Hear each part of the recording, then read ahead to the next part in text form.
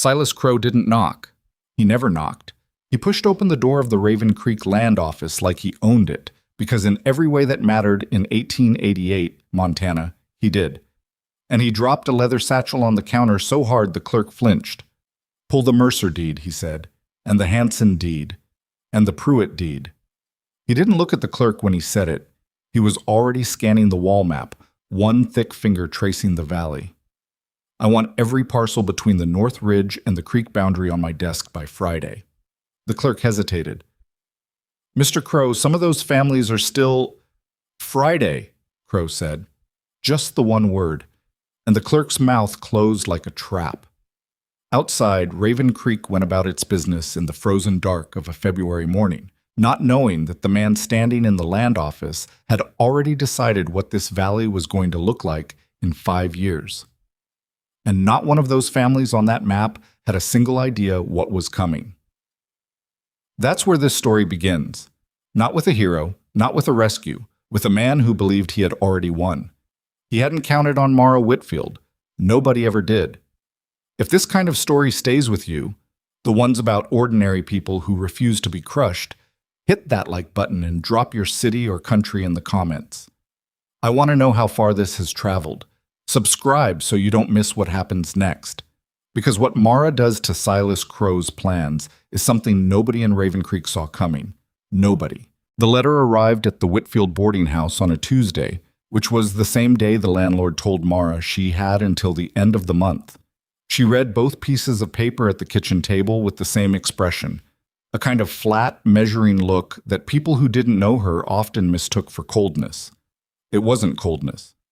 It was the face of a woman who had learned not to waste energy on feelings she couldn't afford. The landlord's letter she folded twice and set aside. The agency letter she read 3 times. Domestic placement, remote ranch, Raven Creek, Montana. Widower, 3 daughters. Immediate start. References required but practical experience valued above all. Inquire within 10 days. She set it down on the table and looked at the window. Outside, the February light was gray and thin, the kind of light that made everything look slightly used up. She was 38 years old. She had been a cook, a seamstress, a laundress, a ranch hand's assistant, a bookkeeper for a failed dry goods store, and for 8 months a mill worker until the mill burned. She had buried a husband and a pregnancy and a version of herself she barely remembered now. She was not what anyone pictured when they pictured a domestic placement. She knew that. She wrote back anyway. The stage into Raven Creek took 2 days and involved a broken wheel spoke outside a town called Harlan's Crossing, 6 hours in a drafty way station, and a fellow passenger who spent the entire final leg trying to convince Mara to invest in a silver scheme. She declined 3 times before she stopped answering him entirely, which seemed to finally communicate what her words hadn't. She arrived at dusk on a Thursday. The town was smaller than she'd expected and colder than she'd prepared for, which was saying something because she'd prepared considerably. A man from the agency had arranged for someone to meet her with a wagon, but the man at the appointed spot, leaning against a post outside the feed store, arms crossed, did not look like someone who had come to welcome her. He looked like someone who had come to make a difficult decision. He was tall, somewhere in his mid-40s, with the kind of face that had been weathered past handsomeness into something more honest. Brown hair going gray at the temples. A jaw that needed a better introduction to a razor. He wore a good coat that had seen too many winters, and his boots were cracked at the left heel in a way he either hadn't noticed or had decided not to care about. He looked at her the way people looked at things that arrived smaller than they expected. "Mrs. Whitfield," he said. It wasn't a question, but it wasn't a greeting either. "Mr. Mercer," she said. He looked at her bag, then at her, then back at her bag. Something moved across his face that she couldn't quite read. Not quite disappointment, but something adjacent to it. Something that made her chin come up 1/2 inch without her deciding to do it. "The agency described you as experienced," she said. "Which I am. Shall we?" She picked up her own bag before he could reach for it, which seemed to surprise him, and walked to the wagon without waiting to see if he followed. He followed. They rode in silence for the first mile, which suited her fine. She was watching the land. Even in the last thin light, she could see enough. The sprawl of the valley, the dark mountains ridging up to the north. the frozen creek that gave the town its name threading through the flats. It was the kind of country that asked something of you just by existing. She had always liked that about open land. It didn't pretend. You should know, Caleb Mercer said, about a mile outside town, that this isn't a simple situation. I didn't assume it was, she said. My daughters, he stopped, started again. They've had a hard time since Eleanor passed. That's 3 years now, and they've gotten used to things a certain way. What way is that? He thought about that longer than she expected. Quiet, he said finally. They've gotten used to things being quiet. She looked at him. Quiet as in peaceful, or quiet as in nobody talking about what needs saying? He didn't answer, which was its own answer. How old are they? Claire is 16, Rose is 12, Nell just turned 8 in December. And who's been managing the house? Clara mostly. A pause. More than she should have to. And the ranch? Who's managing that? I am. With what help? The muscle in his jaw moved. I have 2 hands, had 3, but 1 left in October. Why did he leave? Another silence. Ranch works hard. Men move on. She turned back to watching the road. In her experience, men who left ranch work mid-season didn't do it because it was hard. They did it because something had gone wrong. But she had arrived 20 minutes ago, and there would be time for that later. The house appeared through the trees, a 2-story frame structure with a covered porch running the length of the front, and a barn set back to the right with a light burning in it. The light meant someone was in there, this late, which meant either Caleb was more disorganized than he appeared, or he had one hand working night hours on something that shouldn't wait. Neither option was encouraging. They pulled up to the porch, and Caleb set the brake with a movement that was automatic, practiced, the movement of a man who had done it 10,000 times. He climbed down, and this time she let him take her bag, not out of deference, but because she was looking at the house. The front door had a crack in the upper panel that had been stuffed with rags. One of the porch boards was visibly rotted. The curtain in the left window was hanging by a single hook. She had seen worse, but this was worse than it needed to be. The door opened before Caleb reached it, and 2 faces appeared in the light. One older, one younger. The older girl had her father's jaw and her mother's eyes, probably, and the expression of someone who had learned to assess threats quickly. The younger was softer-faced, maybe 12, and she was trying to look like she didn't care about the outcome of this moment, and failing. Clara, Rose, Caleb's voice was careful. This is Mrs. Whitfield, from the agency. Clara Mercer looked at Mara the same way her father had, that measuring look, but sharper, because she had more at stake. She was 16, and she had been running this household for 3 years, and she knew it, and she needed to know whether this woman was going to be a help or a complication. Mara had been assessed by harder eyes. Evening, Mara said. It's cold. Can I come in? Clara stepped back. Not warmly, but not unwelcomingly either. Somewhere in the middle. The way you hold a door for someone when you haven't decided yet if you're glad they're here. The inside of the house was warm, at least.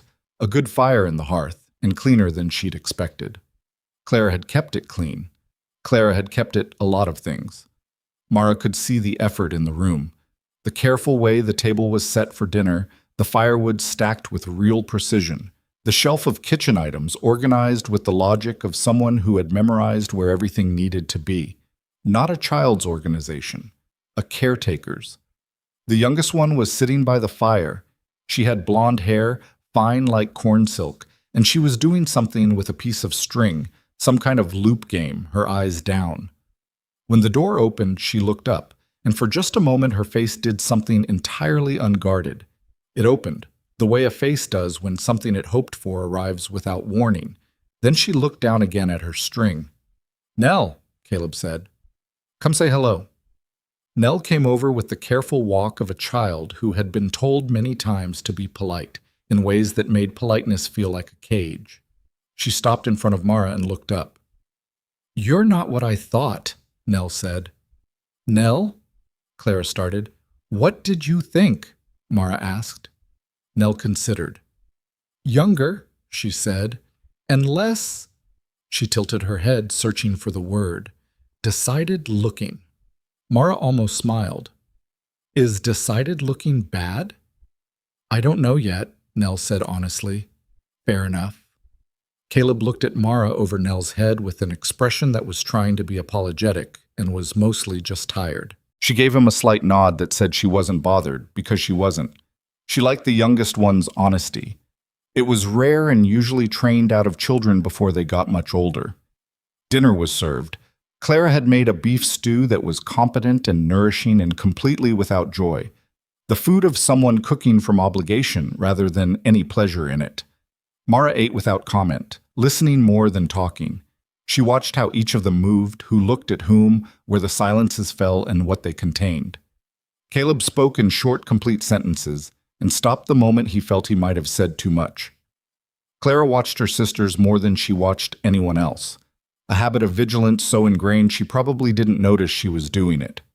Rose ate without looking up from her plate, and when she did speak, it was only to answer direct questions, and even then she used the minimum possible words. Nell asked 2 questions that were not addressed to anyone in particular, whether bears slept through all of February or just part of it, and whether you could train a crow, and both times there was a half second of the other 3 waiting to see if Mara would answer, and when she did, honestly, without condescension, something shifted by a degree or 2 in the room, so small you might not notice it, but it was there.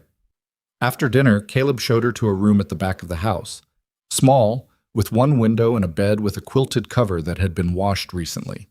Someone had put a candle on the table beside it. She thought it was probably Nell, based on no specific evidence, just something she felt. I'll show you the rest of the house tomorrow, Caleb said. Get the lay of things. All right. He stood in the doorway a moment longer than was strictly necessary. She waited. Mrs. Whitfield, he said, I want to be straight with you.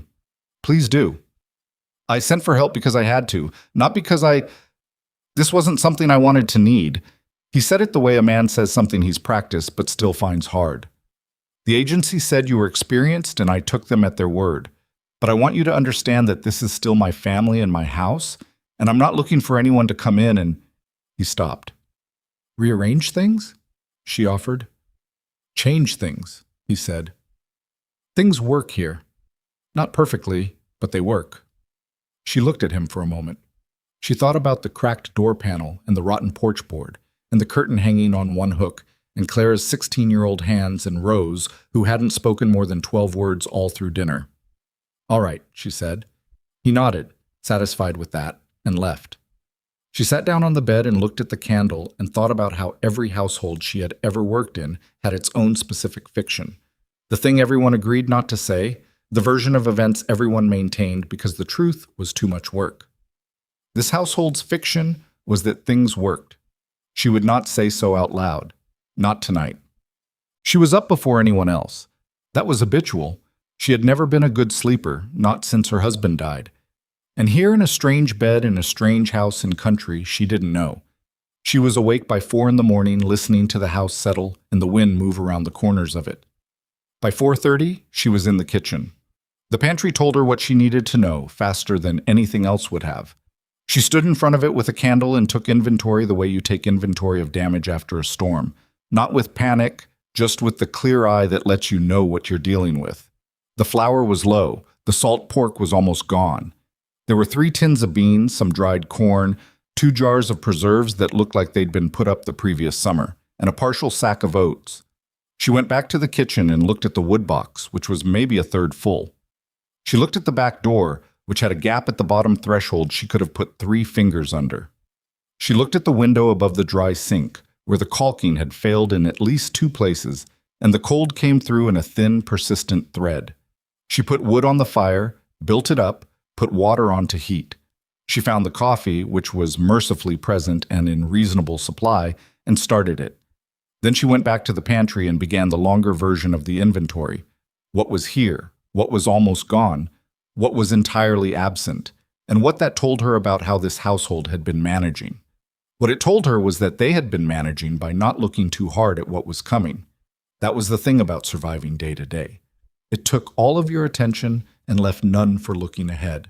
She was writing notes on a scrap of paper she'd found in a kitchen drawer when Nell appeared. She didn't announce herself. She came around the doorframe in her nightgown and her bare feet and sat down at the table and looked at Mara with the solemn attention of a child who has learned that the early morning hours contain different information than the rest of the day. "You're writing things down," Nell said. "I am." "What things?" "What's in the pantry? What's not?" Nell thought about this. "Is a lot not in it?" "More than there should be," Mara said. "Do you want coffee?" Nell looked surprised. "Clara doesn't let me have coffee." "I'm not Clara," Mara said. She poured a half cup and added cold water to bring the temperature down and set it in front of Nell, who curled her hands around it with the reverence of someone being trusted with something significant. "Papa doesn't know how bad the pantry is," Nell said. "I suspected." Clara checks it. "But she doesn't tell him when things get low because he worries and then he doesn't sleep and then he's—" Nell paused, choosing words. "Hard to be around." "That's a careful way of saying it." Nell shrugged with one shoulder. "He doesn't mean to be. He misses Mama. When he's worried, he just—" Another pause. "Gets smaller."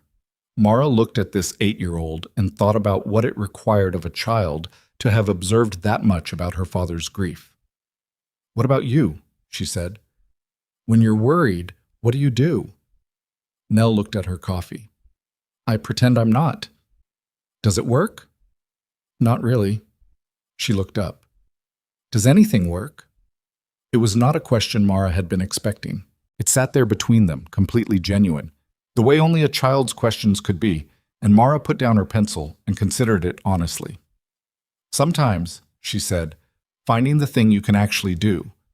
The one task right in front of you, not the whole problem, just the thing you can do right now. That works sometimes." Nell thought about this for a long moment. "What's the thing you can do right now?" Mara picked up her pencil. "Finish this list," she said, "so I know what we're working with." Nell nodded, satisfied, and drank her coffee. Mamt. Clara found them there an hour later. Nell asleep in the chair, with her head tipped back, and Mara at the kitchen table with 3 pages of notes in front of her and a second pot of coffee on. Clara stopped in the doorway. Her eyes went to the notes, then to Nell, then to the notes again. "She's not supposed to have coffee," she said. "She told me," Mara said. "I gave her some anyway." Clara's chin came up. "I have rules in this kitchen." "You have good rules," Mara said, without heat, without apology. "Nell's 8, and she needed something warm, and I made a judgment call. I'll try to check with you before I override your calls in here." Clara blinked. That was not the response she'd been preparing for. "I went through the pantry," Mara said. "Sit down." Clara stood where she was for another moment, pride and exhaustion running their quiet war, and then sat. Mara slid 2 of the pages across the table. "This is what's there. This is what should be there. This is what I think needs to happen in the next 2 weeks." Clara pulled the pages toward her and read. She was quiet for a long time. "Papa doesn't know how short we are," Clara said. Not defensive, just stating it. "I understand why you haven't told him." Clara looked up sharply. "Then why are you telling me this instead of going to him?" "Because you've been managing this kitchen for 3 years," Mara said. "I'm not here to go around you. I'm here to help. But I need to know what you know, and you need to know what I've found because some of this can't wait." Clara looked at the pages again. Something moved in her face. Some knot loosening, some weight she'd been carrying shifting, just slightly, just enough to be visible. "The flour was going to run out by the end of the month," she said quietly. "I didn't know what to tell him." "Then we'll figure that out together," Mara said, "starting this morning." Clara looked at her, really looked the way she hadn't let herself do at dinner, trying to find the angle, the catch, the thing that was going to go wrong. "Why are you helping?" Clara asked. "You don't know us." Mara picked up her coffee. "I don't need to know you to understand what a household in trouble looks like. And I don't need to know you to see that you've been trying to hold this together with both hands for a very long time. And you are tired, Clara, even if you will not say so." Clara said nothing. Her eyes got bright for a moment, the way eyes do when they are not going to cry. emphatically. But the feeling is there anyway. I'm fine, she said. Mara let it sit. She had learned over many years that you could not argue with "I'm fine" and win. You just had to wait until the person saying it was ready to say something true. I know, she said. All right, let's talk about breakfast. The morning unfolded in the way that first mornings in strange houses tended to, full of small adjustments and the careful navigation of who stood where and what they were allowed to touch and how much space any one person could take up without creating friction. Mara kept herself small. She asked before she moved things. She watched how Clara ran the kitchen, and she did not suggest improvements. Not yet, just stored them. Caleb came in at 7 with the cold on him and mud on his boots, and the look of a man who had already been carrying something heavy for several hours. He stopped when he saw the kitchen. It was the same kitchen, nothing different except the fire was built higher than usual, and there was a plate of fried cornbread on the table, and someone had fixed the curtain by the window so it hung straight again. He looked at the curtain for a long moment. I had some extra hooks, Mara said from by the stove. He looked at her. You've been up since 4 or so. He pulled off his coat. That's early. Habit. He sat down and she poured him coffee and didn't make a moment out of it, just poured and moved on, and after a moment he wrapped his hands around the cup and some of the tightness in his shoulders eased by 1 degree. I wanted to talk to you this morning, he said, about the arrangement. All right. I've given it more thought, and I think... He stopped and she could see him working something out, choosing between 2 versions of what he was going to say. I need you to understand that when I said things work here, I meant that we have a system. The girls know what the system is. I'd appreciate if you'd... The back door opened. A man she hadn't seen before came in without knocking, broad through the shoulders, maybe 30, with the particular blankness of expression that Mara had learned over years to read as something other than stupidity. He was wearing Mercer Ranch work clothes, but his eyes went to Mara with a sharpness that had nothing casual in it. Morning, boss, he said, still looking at her. Tom. Caleb's voice had changed slightly. Careful. This is Mrs. Whitfield. She's here from the agency. Heard, Tom said. That was an interesting word, Mara thought. Heard as in I was told, or heard as in I was listening. Tom Briggs, Caleb said to Mara. My head hand. Mr. Briggs, she said. He nodded, barely. Then to Caleb. Supply wagon's here. Weston's waiting on you to sign. Caleb stood. Excuse me, he said to Mara, and went out with Briggs without completing whatever he'd been about to say. Mara watched them go. She stood at the kitchen window and watched Caleb walk toward the supply wagon, and she watched Briggs walk half a pace behind him and slightly to the right. And she noticed, because she noticed things, that Briggs looked back at the house once before they reached the wagon. At the window. At her. She turned away and began clearing the breakfast things. Rose appeared mid-morning.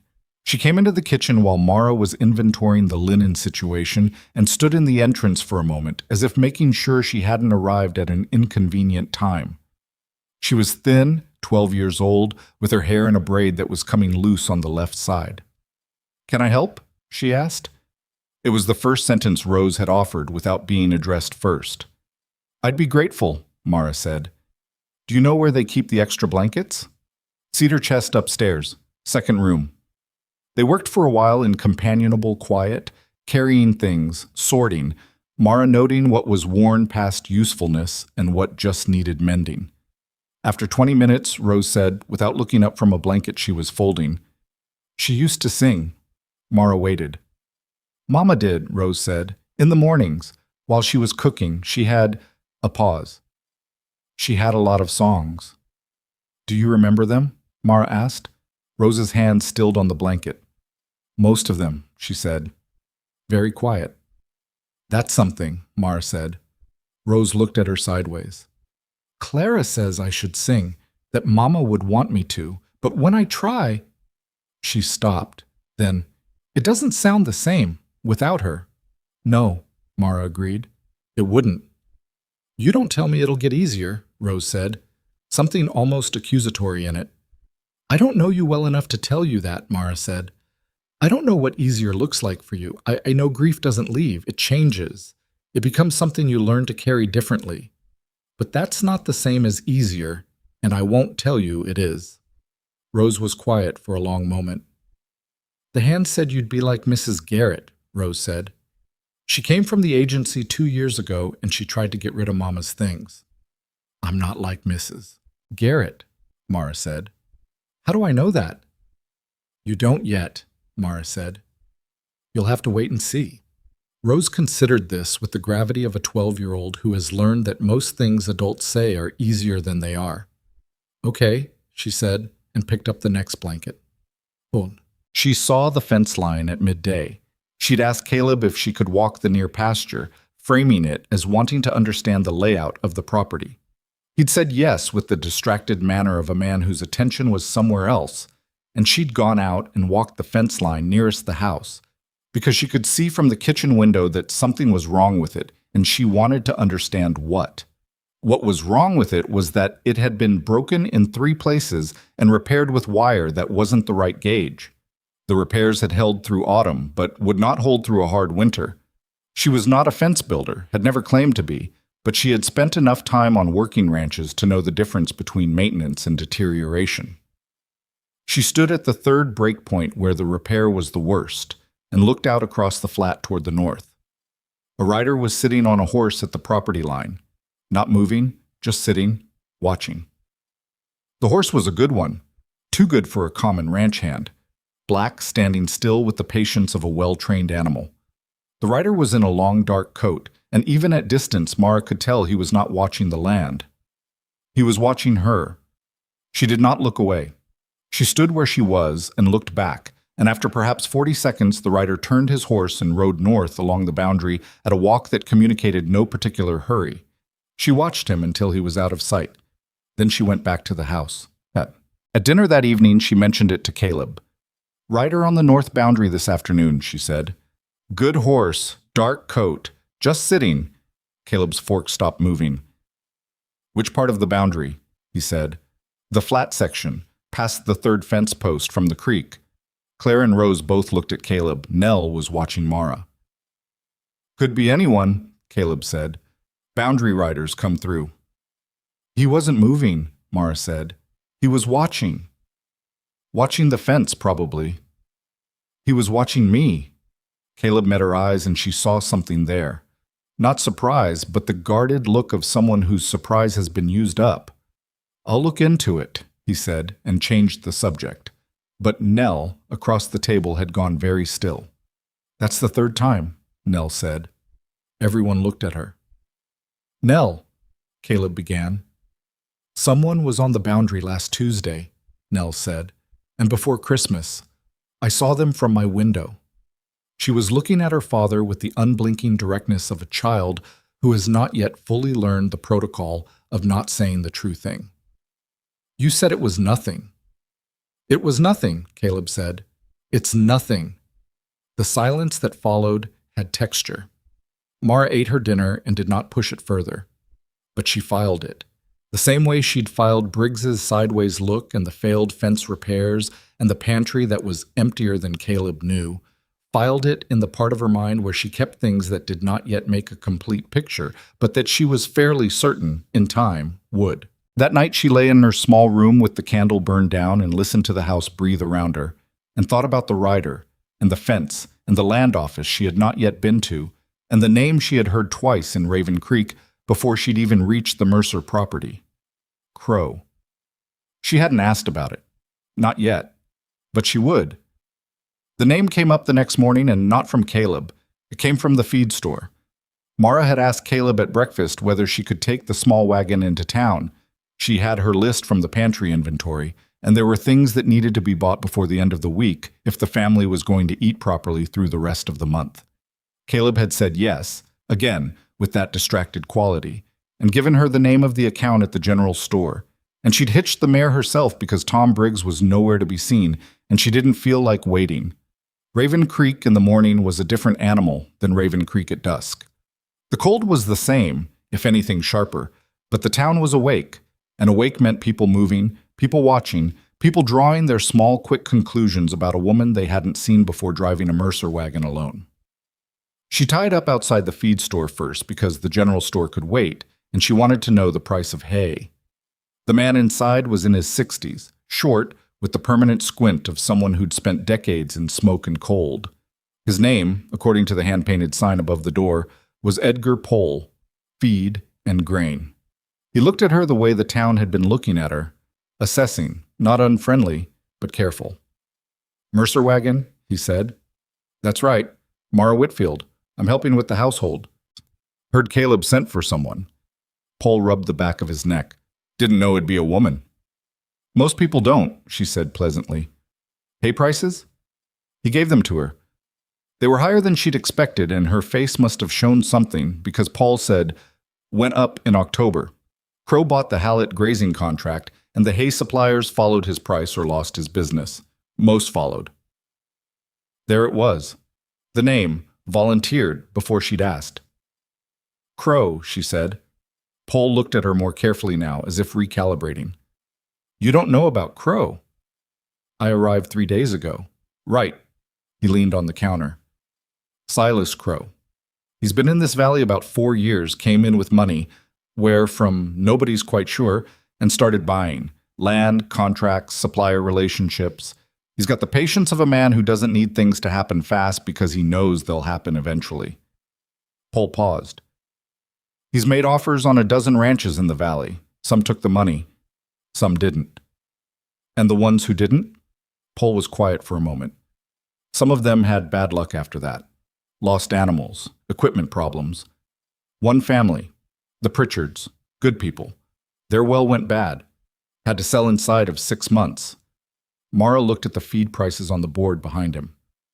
"Has he made an offer on the Mercer place?" she asked. Paul's face went careful in a different way. "You'd have to ask Caleb that," which meant yes. She bought what she needed, loaded it herself when Paul offered only token help. His back, he said, apologetically, and drove the wagon 2 blocks to the general store. The general store was run by a woman, which surprised her pleasantly. Margaret Sue, 50-ish, compact and efficient, who moved through her own shop like water moving through a known landscape, touching things in passing, adjusting, knowing without looking where everything was. Margaret looked at Mara's list and began pulling things without comment, which Mara appreciated. It was the 6th item, a particular kind of salt, where the problem appeared. "I can't put that on the Mercer account," Margaret said.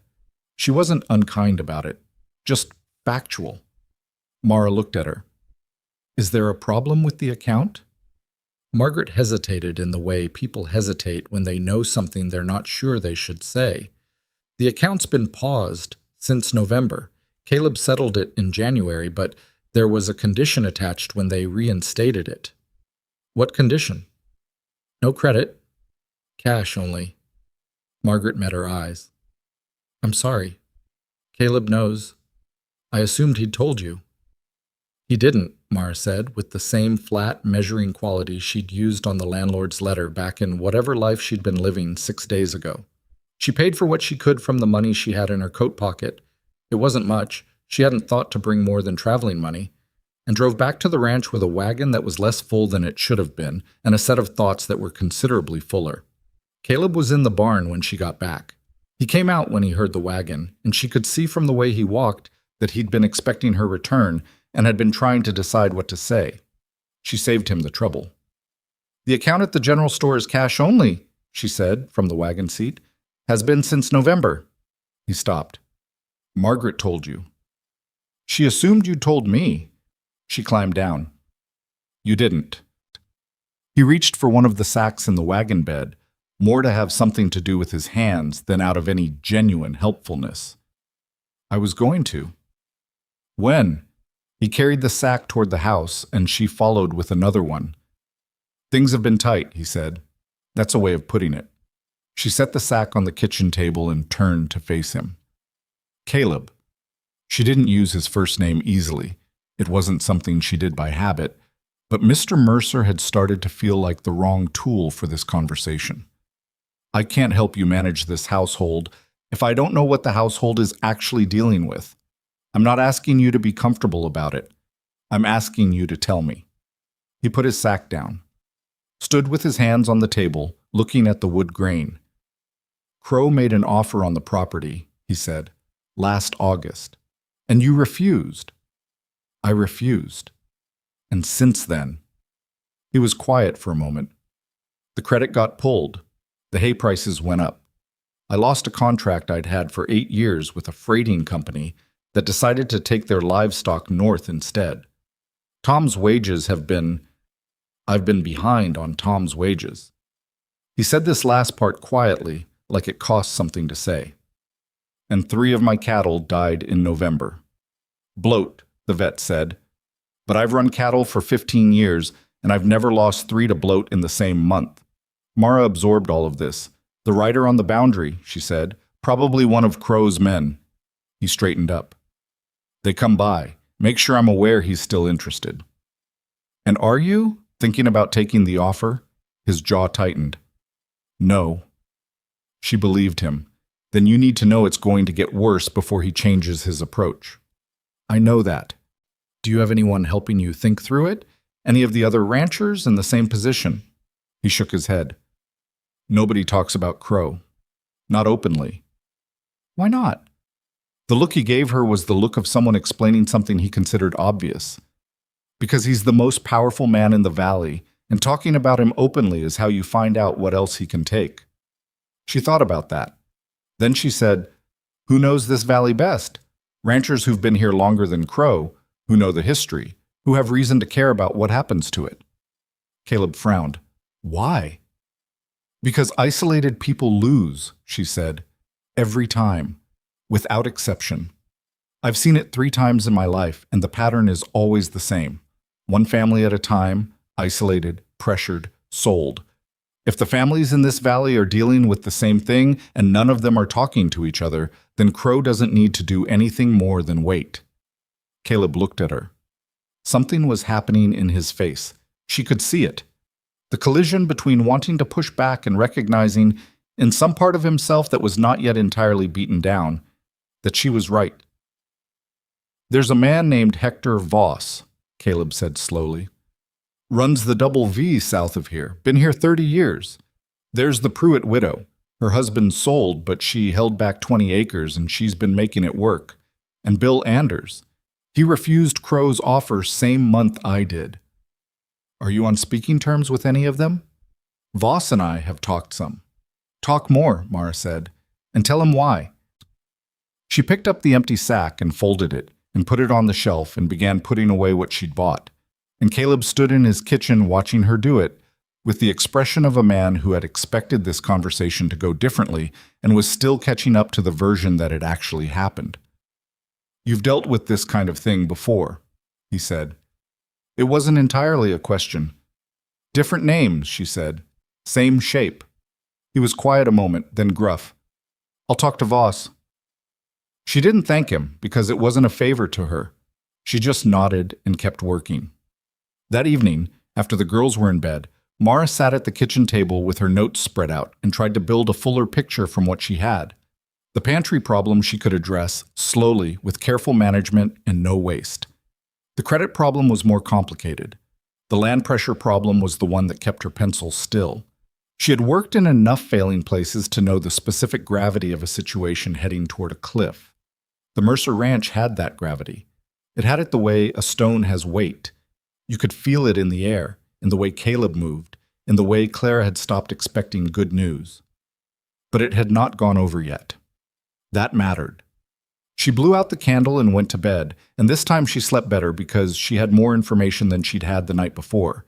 And more information, in her experience, was always preferable to less, even when what it told you was difficult. The first real fight happened 4 days later. It was not with Caleb. It was with Clara. It started, as these things often do, over something small. Mara had reorganized the kitchen shelf. Not dramatically, not in a way that removed anything or changed what was kept there. Just moved things so the most used items were at the front and the lesser used items made room for them. It was the kind of rearrangement that took 7 minutes and saved 30 minutes a day. Clara found it at 6 in the morning, before breakfast, and stood in front of the shelf as if she'd walked into a room and found the furniture was facing the wrong direction. You moved things, she said. I did. Mara was at the stove. The flour and the salt were in the back, behind the— I know where they were, Clara said. I put them there. I know you did. I moved them to the front so they'd be easier to reach when you're— I didn't ask you to. Mara turned from the stove. Clara was standing with her arms crossed, not looking at her, looking at the shelf. And the set of her shoulders was a thing Mara recognized immediately. The particular rigidity of someone who is not actually angry about the shelf. She had seen it in Rose's face when she talked about singing. She had seen it in Nell's face when she pretended not to care. She had seen it, if she was honest, in her own face in enough mirrors to know what it was. Clara, she said. Don't, Clara said, low, tight. I'm not going to apologize for reorganizing a shelf. I didn't ask you to apologize. Clara turned. Her eyes were bright again, that particular bright that was not going to cry. I asked you to leave things how they were. Mama organized this kitchen. Everything in here has a place because she put it there, and I have kept it there for 3 years, and you've been here 9 days, and you're already— Her voice cracked. She looked furious about the crack. She pressed her lips together and looked away. The kitchen was very quiet. Mara set down the spoon she was holding. She thought carefully about what she wanted to say, because Clara deserved careful thinking, not a quick answer. I didn't know that, she said. Clara said nothing. I should have asked you before I moved anything, Mara said. That was my mistake, and I mean that genuinely. I should have asked. Claire's jaw was working, still not looking at her. But I also want to say something else, Mara said, and I'm going to say it even if it's not what you want to hear. You have been running this household like a woman of 35. You have managed this kitchen, these girls, this family's emotions, the pantry situation you didn't tell your father about, and you have done it with almost no help and no acknowledgement, and you have done it well. But you are 16 years old, Clara, and you are exhausted, and it is all right for you to be exhausted. Clara made a sound that might have been the beginning of an argument or the beginning of something else entirely. I'm not trying to replace your mother, Mara said. I know I can't. I'm not trying to take this kitchen from you. What I'm trying to do is carry some of this with you so that you don't have to carry it alone anymore. But I need you to let me try, and I need you to tell me when I get it wrong, like this, like right now. A long pause. The flour goes in the front, Clara said. Her voice was unsteady. But the salt stays on the left. Mama was left-handed. She always reached for it from the left. Then that's where it goes, Mara said. She moved the salt to the left. Clara watched her do it. Something in her face broke open for just a moment, just a flash, a girl's face under the woman's composure. And then she put it back together and said, breakfast won't make itself, and went to the stove. But when she passed Mara, she didn't pass as far to the side as she had been passing. It was not a truce. It was too early for a truce, but it was the beginning of the possibility of one. The complication arrived in the form of Vivian Caldwell. Mara had heard the name twice in passing before she met the woman herself, once from the feed store man, and once from something Rose said about her being the person all the other women in town looked at before they made up their minds about anything. She had filed the name the way she filed things, and when she walked into the dry goods shop on her second trip to town and found herself face to face with a woman in a very good wool coat standing at the counter with the posture of someone who regarded every room she entered as already hers, she didn't need anyone to introduce them. You must be the Mercer woman, Vivian Caldwell said. Mara Whitfield, Mara said. You must be Mrs. Caldwell. Vivian looked her over with the practiced ease of someone who has had years of practice making assessments look like simple courtesy. She was somewhere in her late 40s, with the kind of beauty that had curdled slightly at the edges into something harder, and she wore her authority the way some women wore their best jewelry, always, regardless of occasion. I've been meaning to stop by the ranch, Vivian said, to welcome you properly. That's kind. I knew Eleanor Mercer well, Vivian said. The statement sat there carrying something underneath it that wasn't immediately visible. We were very close. I've kept an eye on the family. That's good of you. Vivian paused, with the specific timing of a woman choosing her words, not because she wasn't sure of them, but because she wanted them to land correctly. I was surprised when Caleb sent to the agency. I had assumed, when the time came, he would look closer to home. Mara looked at her. Closer to home, she said.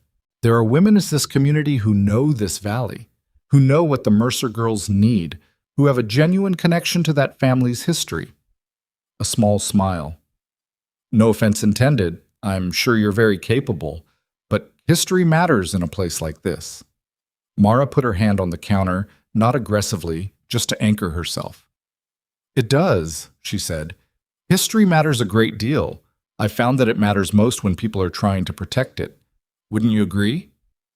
Vivian's smile stayed where it was, but something behind her eyes sharpened slightly. Of course, she said. I'll look forward to your visit, Mara said, and turned to the shopkeeper and told her what she needed, and did not look back at Vivian Caldwell again during the entire transaction. Outside, she stood by the wagon for a moment and let the cold air clear her head. Vivian Caldwell was not simply a territorial woman protecting a social claim on a widower she'd had her eye on. There was something more specific in the way she'd spoken, something more pointed in that phrase. Look closer to home. Mara didn't know yet what it connected to, but it connected to something. She made a mental note to find out who Vivian Caldwell's husband was and what he did, and whether his business interests happened to align with anyone else's in this valley. Back at the ranch, she found Rose in the barn. This was unusual enough that she stopped in the doorway. Rose was sitting on a hay bale with her knees pulled up and her braid coming undone again, and she was talking to one of the horses, a gray gelding with a patient expression, in a low voice. Not words, exactly. Something rhythmic. Something that resolved as Mara stood still and listened, into the tune of a song she didn't recognize. She didn't go in. She stood in the doorway until Rose became aware of her and stopped, going still with the sudden self-consciousness of someone caught doing something private. Don't stop, Mara said quietly. Rose looked at her. It's just something Mama used to... She stopped. I know, Mara said. Don't stop. She went back to the house and left Rose to her singing, and whether Rose continued or not, she didn't go back to check, because some things needed room. Tom Briggs found her the next morning. He came to the kitchen door while Caleb was out with the remaining cattle, knocked once, which was more warning than he'd given on his first morning, and stood in the doorframe with his hat in his hands and that same flat look. Can I help you, Mr. Briggs? Mara said. I want to be straight with you, he said. That was the same phrase Caleb had used her first night, and she wondered whether it was something Caleb had said in Briggs's presence enough times that it had become a kind of household template. Please do, she said. I've been on this ranch 2 years. I know how things run here. He was not aggressive. He was something more careful, establishing his position, staking his ground. Caleb trusts me. I handle the day-to-day decisions on the land side of things. I understand that, she said. I don't want there to be any confusion about where the lines are, Briggs said. You're here for the house and the girls. The ranch operation is my concern and Caleb's. I'd appreciate if you kept to your side of things. She looked at him. He was not a stupid man. That was the thing about him. She had been cataloging him since the first morning, and he was not stupid, and she had the specific unease she always had around not stupid people with agendas she couldn't yet see clearly. Tom, she said, may I call you Tom? He shrugged, which was consent of a kind. I'm not interested in crossing into your territory, she said. The house is plenty for me, but I want to tell you something honest, because you were straight with me. He waited. I don't know yet what you know or what you think or what your interests are in this situation, she said, but I notice things. I notice when the fence repairs are done with the wrong gauge wire, and I notice when a supply wagon comes and the driver and the head hand exchange a look they don't think anyone sees. I notice those things, and I file them away, and I don't necessarily do anything about them. But I notice them. She picked up her coffee cup. I think it's better for both of us if you know that from the start. Briggs was very still. Are you accusing me of something? He said. Not at all, she said pleasantly. I'm just being straight with you. He looked at her for a long moment, that flat, careful look, and then he put his hat back on and left without another word. She stood at the kitchen window and watched him cross the yard, and she noticed, because she always noticed, that he went not to the barn, but to the far side of the equipment shed, where he stood for a moment in the shadow of it doing nothing in particular. Or so it appeared. She moved away from the window before he could check whether she was watching. Pracham. The letter arrived that afternoon. It came with the mail rider, a skinny boy of about 15 who always looked either frozen or in a hurry, sometimes both, and Caleb took it from him at the door.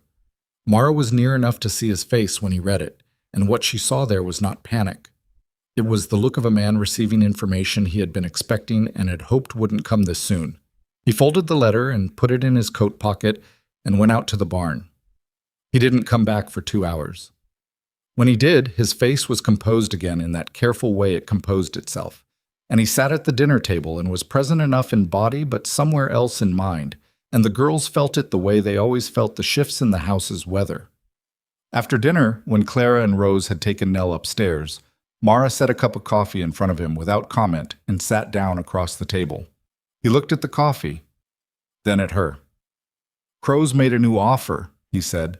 She waited. Through his lawyer this time, more formal, deadline attached. He rubbed his face. "He's giving me 30 days to respond." "How's the offer priced?" "Better than the first one." He said it like it cost him something.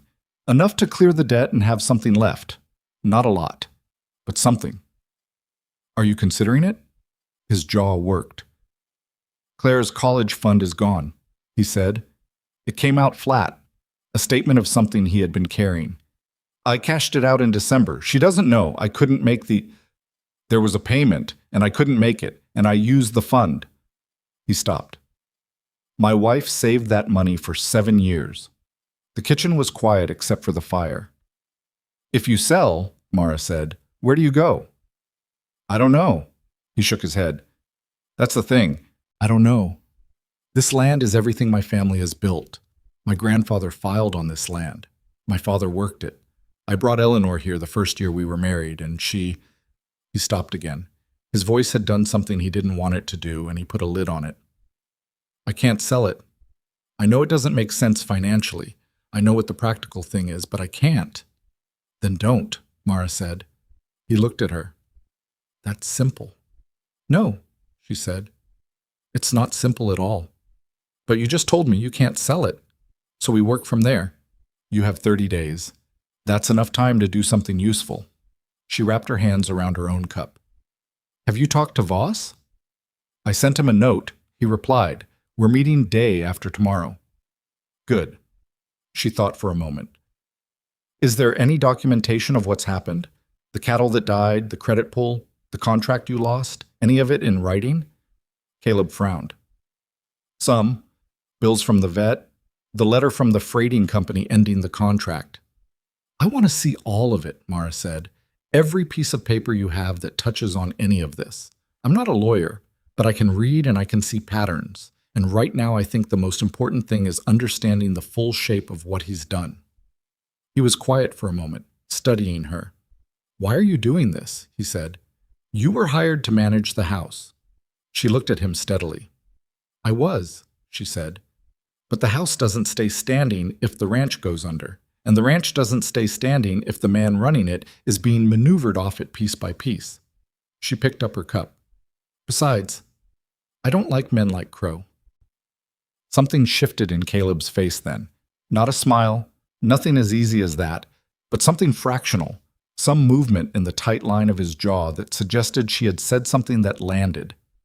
He stood up and went to the desk in the corner of the parlor and came back with a battered wooden box and set it on the table between them and sat back down. "Start with the November letters," he said. She opened the box and started reading. The fire burned down as they sat there, and neither of them moved to add wood until the cold started coming through the walls, and then it was Caleb who got up and fed it, and when he came back he sat down again, and she slid the next set of papers across to him without comment. And they worked like that until well past 10, and in the morning there would be breakfast to make, and children to get up and a ranch to try to hold together with whatever was available. But for right now, there were just the papers and the fire and two people who had only recently met, sitting across from each other in the dark, trying to understand what they were up against. The papers in Caleb's box told a story that was cleaner than she'd expected, and more damning for it. She spent 3 mornings going through them at the kitchen table before the household woke up, making her own notes in the margins of a separate sheet, cross-referencing dates and amounts and names. What she found was this. The pattern of bad luck that had hit the Mercer Ranch was not random, and it was not subtle, not if you laid it out in sequence. The cattle deaths in November came 6 weeks after Crow's first offer was refused. The credit pull at the general store came 2 weeks after that. The freighting contract ended in January, 3 months to the day after the refusal. Alone, each event looked like misfortune. Together, they looked like a campaign. She did not tell Caleb what she was seeing yet, not because she planned to keep it from him, but because she needed one more thing before she said it out loud. She needed to know whether the same sequence had hit anyone else, in the same order, with the same spacing. That was what the meeting with Hector Voss was for. The Double Vive Ranch was an hour south by wagon, which put it in a different pocket of the valley, sheltered by a low ridge from the worst of the north wind. Caleb drove, and Mara rode beside him on the bench, and they didn't talk much on the way, which had become their comfortable mode when there was thinking to do. She had her notes folded in her coat pocket. She had her pencil. She had the quiet alertness she always had when she was walking into a situation where she didn't yet know all the rules.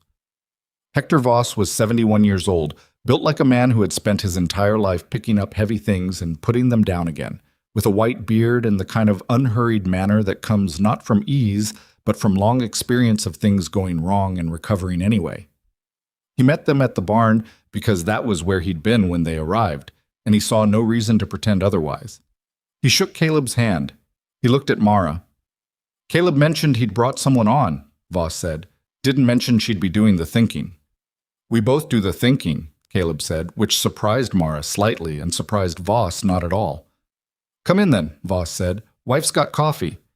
Inside the Double V's kitchen, which was larger and warmer than the Mercer kitchen and smelled of a morning's cooking that had been good, they sat with Voss and his wife Ada, a compact woman in her 60s who poured coffee and then stayed at the table, which told Mara that Hector Voss was not the kind of man who sent his wife out of a room during a serious conversation. She liked him immediately for that. She laid her notes on the table and walked them through what she'd found, methodically, without editorializing. Dates, amounts, sequence, the specific timing between Caleb's refusal and each subsequent event. When she finished, the kitchen was quiet. Voss looked at his coffee for a moment. Then he said, September of last year, I refused his offer. October, my well pump failed. The part that failed was new, put in the previous spring.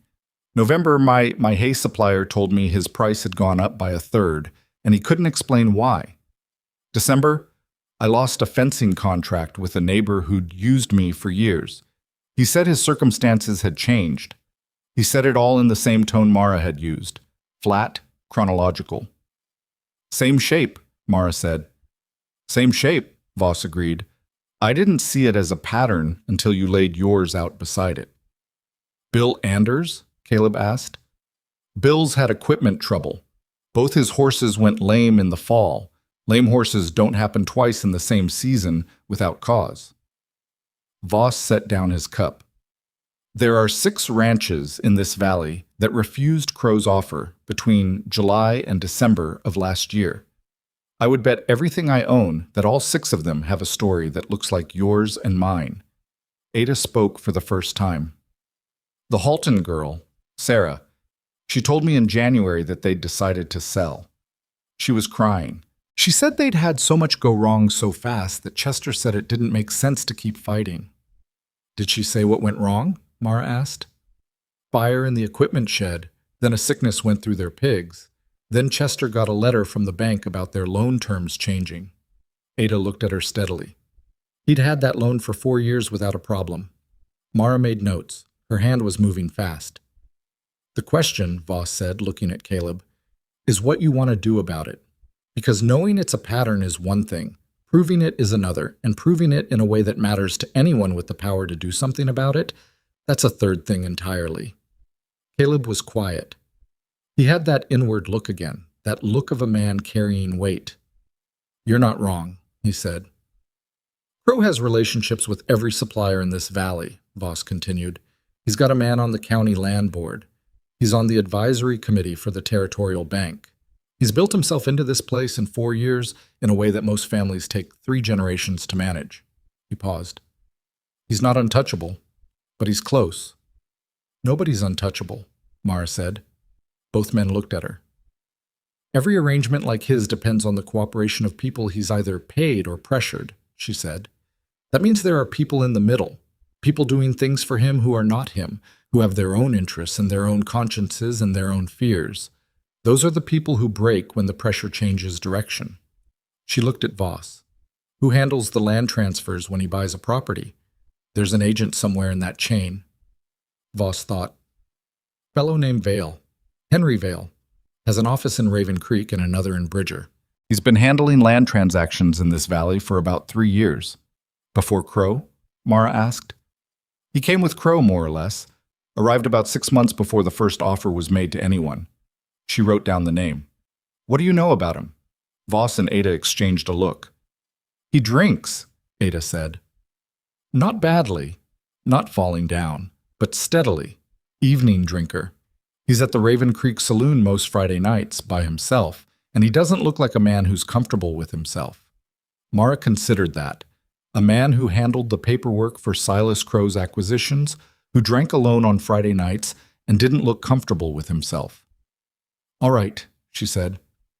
I want to talk to the other 4 ranches, the ones who refused and are still refusing. I want to document what happened to each of them, same format as this, dates, sequence, specifics. And I want to know if any of them have written records. Voss raised an eyebrow. What are you building? A picture, she said, that anyone with eyes can see. The drive home was quieter than the drive out, but differently quiet. Not the quiet of 2 people thinking separately, but the quiet of 2 people thinking about the same thing. About halfway back, Caleb said, You think Vale is the weak point. I think Vale is a man in the middle who knows enough to matter, she said. Men like that are usually one honest conversation away from either doing something right or running. She watched the road. I want to know which one he is before I try to talk to him. Caleb glanced at her.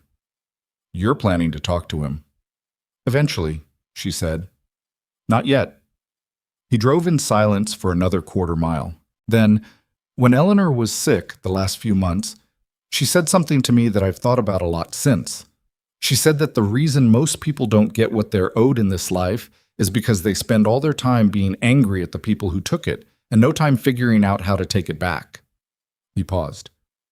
She was practical that way. Mara looked at the mountains.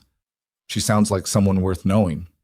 She was, he said, simply, without elaboration, because some things don't need it. Yim. Tom Briggs was not at the ranch when they returned. The horse he used was gone from the barn, which Nell reported to Mara with the particular thoroughness of a child who had been paying attention to things adults didn't know she was paying attention to. He left right after you did this morning, Nell said. She was following Mara through the kitchen while Mara started on dinner. He had his good coat on. His good coat. He only wears it when he goes to town or when Mr. Crow's man comes. Mara stopped what she was doing and looked at Nell very carefully. When Mr. Crow's man comes, she said. Nell's face shifted slightly, the look of a child who has said something she hadn't quite decided to say and is now recalibrating. I wasn't supposed to tell anyone that. Who told you not to? Nobody. A pause. But I knew I shouldn't. Mara crouched down to Nell's eye level, which she did when she wanted to make sure she wasn't towering over the conversation. Nell, has Mr. Crow's man been to this ranch? Nell chewed her lip. Twice. When Papa was out. Tom talked to him by the equipment shed. I was in the hayloft. She paused. I wasn't eavesdropping. I was looking for the cat. I believe you, Mara said. Did you hear what they said? Some of it. Nell's eyes were serious. The man said something about a timeline, and Tom said something about... He said it was getting complicated, that there was a new variable. She said the last 2 words carefully, like she'd memorized them. What's a variable? Mara was still for a moment. It's something unexpected that changes the calculation, she said. Nell looked at her. Then, is the variable you? Mara said, go wash up for dinner. and stood back up, and Nell went, and Mara stood at the kitchen counter and looked at the wall and thought about Tom Briggs in his good coat, and Henry Vale, who drank alone, and Silas Crow, who didn't knock, and the specific distance between knowing something and being able to use it. She had Tom Briggs's measure now, or enough of it. The question was what to do with it. Well, she did not confront him. That evening when Briggs came back and put his horse up and came into the kitchen for supper, she was her usual self, straightforward, without warmth or coldness, just present. And he was his usual self, which was guarded and careful, and nothing passed between them that would have looked significant to anyone watching. But she watched him through dinner, and once she caught him watching her, and neither of them looked away quickly. They just looked at each other for a moment across the table, and then they looked away, and nobody at the table knew what had happened, except both of them. That night she sat in her room with her notes and thought about what Nell had told her, and she added it to the picture she was building, and the picture that emerged was this. Briggs was passing information to Crow, not necessarily everything, not necessarily the kind of active sabotage that the cattle deaths and the credit pull required, but information.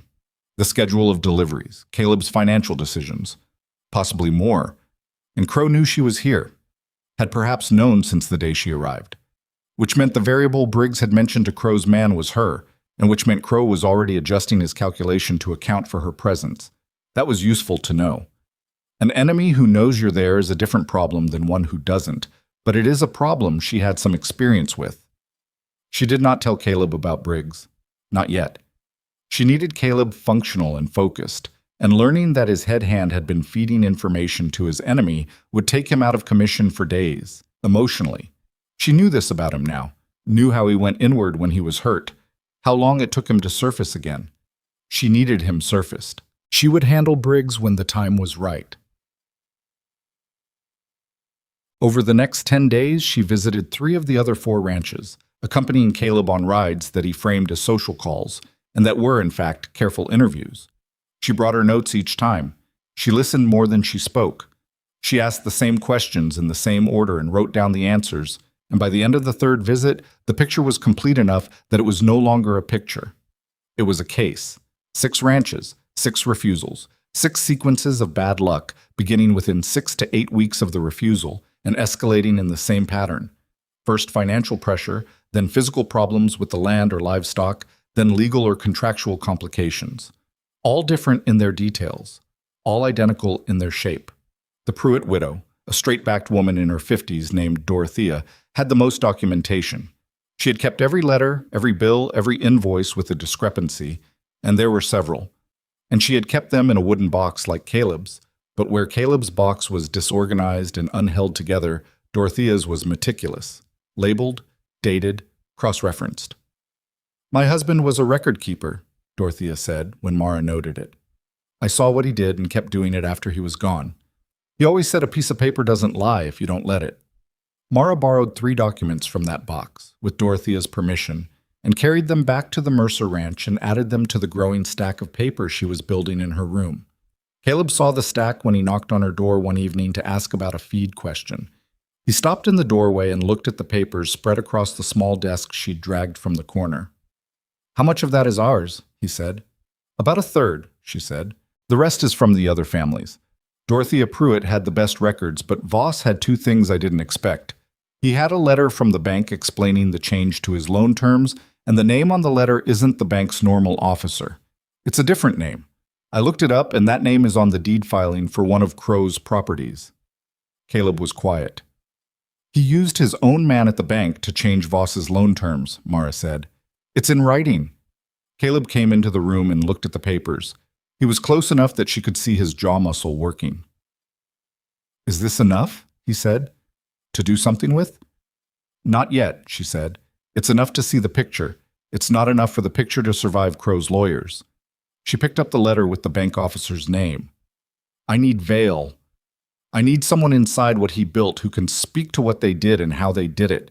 Without that, this is a collection of coincidences that any decent lawyer tears apart in 20 minutes. And how do you get Vale to do that?" She set the letter down. "I'm working on that." What she did not say was that she had already been to the Raven Creek Saloon on a Friday evening. She had sat at a table with a cup of coffee. The barman had looked at her with the expression of a man who had not expected this request, but was not going to make an issue of it. And she had observed Henry Vale for 2 hours. He was exactly as Ada Voss had described, a steady evening drinker, not dramatic about it, just consistent. He sat alone, and he looked at his glass with the expression of a man who was having a conversation with himself that had been going on a long time and wasn't going well. He was 40-something, thinning hair, good clothes that didn't quite fit right. The clothes of a man who knew what the right clothes were, but hadn't worn them comfortably in a while. He looked at his glass, and occasionally at the door, and a few times at nothing in particular, and once he looked at the window and his reflection in it, and looked away again quickly. The way you look away from something you've been avoiding. She had not introduced herself. She had just watched and thought and finished her coffee and left. She needed to know one more thing about Henry Vale before she sat across from him. She needed to know whether he had family and what his situation was before Crow, and whether he had anything left to protect beyond what he'd already compromised. She found out the first part from Margaret Sue at the general store. Vale had a daughter, 12 years old, living with her mother in Bridger after the marriage ended 2 years ago. He sent money when he had it. He had a brother in Colorado he hadn't spoken to since before he came to Montana. The second part she found out from Edgar Pohl, who had been in Raven Creek long enough to remember Vale arriving. He was a legitimate land agent when he came here, Pohl said. Did straight work, fair commissions, good reputation. Changed about a year in. Don't know exactly when or what turned it, but the change was visible to anyone paying attention. One more thing she needed. She asked Pohl directly, because Pohl was the kind of man you could ask directly. Does he know what Crow has done to these families? Does Vale know the full shape of it? Pohl was quiet for a long moment. I think he knows enough, he said. And I think that's the problem for him. She thanked Pohl and went back to the wagon and sat for a moment before picking up the reins. A man who knew enough and whose knowing was the problem for him. That was the man she needed to talk to. The question was not whether she could reach him. The question was whether she could say the thing that would make him move. Instead of continuing to sit with his glass and his window reflection and his 2-year-old failed marriage and the specific weight of knowing enough. The fire happened on a Tuesday night. Mara woke at 2 a.m. to Caleb's voice, not loud but carrying from the yard, and she was up and into her coat before she was fully conscious, and when she got to the back door she could smell it. The acrid bite of burning wood, of straw catching, of something more chemical underneath. The small equipment shed, set back 30 yards from the barn, was fully engaged. Orange light pushed against the dark, and the smoke went straight up in the cold air, and the sound of it, that soft roar, not dramatic, just relentless, made everything in her go tight and functional. Caleb was already there with 2 buckets, which was useless, and he knew it, but he was doing it anyway. Briggs was running from the barn with more buckets. Rose appeared at the back door behind Mara. Get back inside, Mara said. Get Nell and Clara and stay in the house. Is it? Inside, Rose. Now. Rose went. Mara crossed the yard to where Caleb was and put her hand on his arm. The shed's gone, she said. Is there anything in it that can reach the barn? He was staring at the fire. His face was lit orange and his jaw was rigid, and she could see the thing happening in him. The despair that wanted to take over. The specific feeling of another thing going wrong when there was no room left for things to go wrong. Caleb? She squeezed his arm. The barn. Is there a path? He blinked back into focus. No, the distance is... No, if the wind doesn't change, we're all right. She looked at the fire and then at the wind and then at Briggs, who was doing what appeared to be a legitimate attempt to contain the sparks along the eastern edge. The fire was going to take the shed completely. There was no stopping that. The question was what it took with it. She moved to help Briggs with the spark control, not because she thought he was genuinely trying. She had not yet decided what she thought about Briggs and the fire, but because the fire did not care about her suspicions and the barn needed to not burn. They worked for an hour in the cold and the smoke, all 3 of them, until the shed had collapsed into itself and the ember field was manageable. Her coat smelled like smoke, and her eyes were running from it, and Caleb had a burn on his left hand that he hadn't mentioned and wasn't going to mention until it was inconvenient. Let me see that, she said, when they finally stood back from the reduced wreckage. It's fine, he said. Caleb, let me see it. He held out his hand with the manner of a man tolerating a procedure. The burn was across the palm. Not severe, she'd seen worse, but it needed cleaning and wrapping. She told him so, and he said he knew, and then stood there not moving toward the house until she turned and walked, and he followed, which was their dynamic now she was finding. He did things when she moved toward them, rather than when she pointed at them. Briggs didn't follow them in. He said he'd check the perimeter, and Caleb said all right, and Mara didn't say anything. She wrapped Caleb's hand in the kitchen while Clara sat at the table, not sleeping. She had not stayed inside, Mara noticed, but had come out to the yard and stood back and watched the whole thing, and was now back in the kitchen with the face of a 16-year-old who was very deliberately not crying. "The equipment in the shed?" Clara asked. "Most of it stored for winter," Caleb said. "We'll know better in the morning what we lost." "The spring planting equipment," Clara said. "The seed trays. Papa, the seed trays were in the shed." Caleb closed his eyes for a brief moment. "I know. The seed trays for spring planting.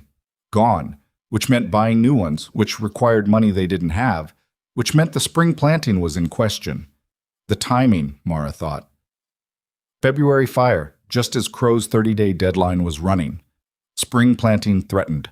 The pressure applied exactly when the math was hardest. She finished wrapping Caleb's hand and said, "Go to sleep, both of you. The shed is done. The barn is fine. We'll deal with tomorrow when it's tomorrow." Clara went upstairs. Caleb stood by the window, looking out at the dark where the shed had been, the ember glow still faint. "This was him," he said.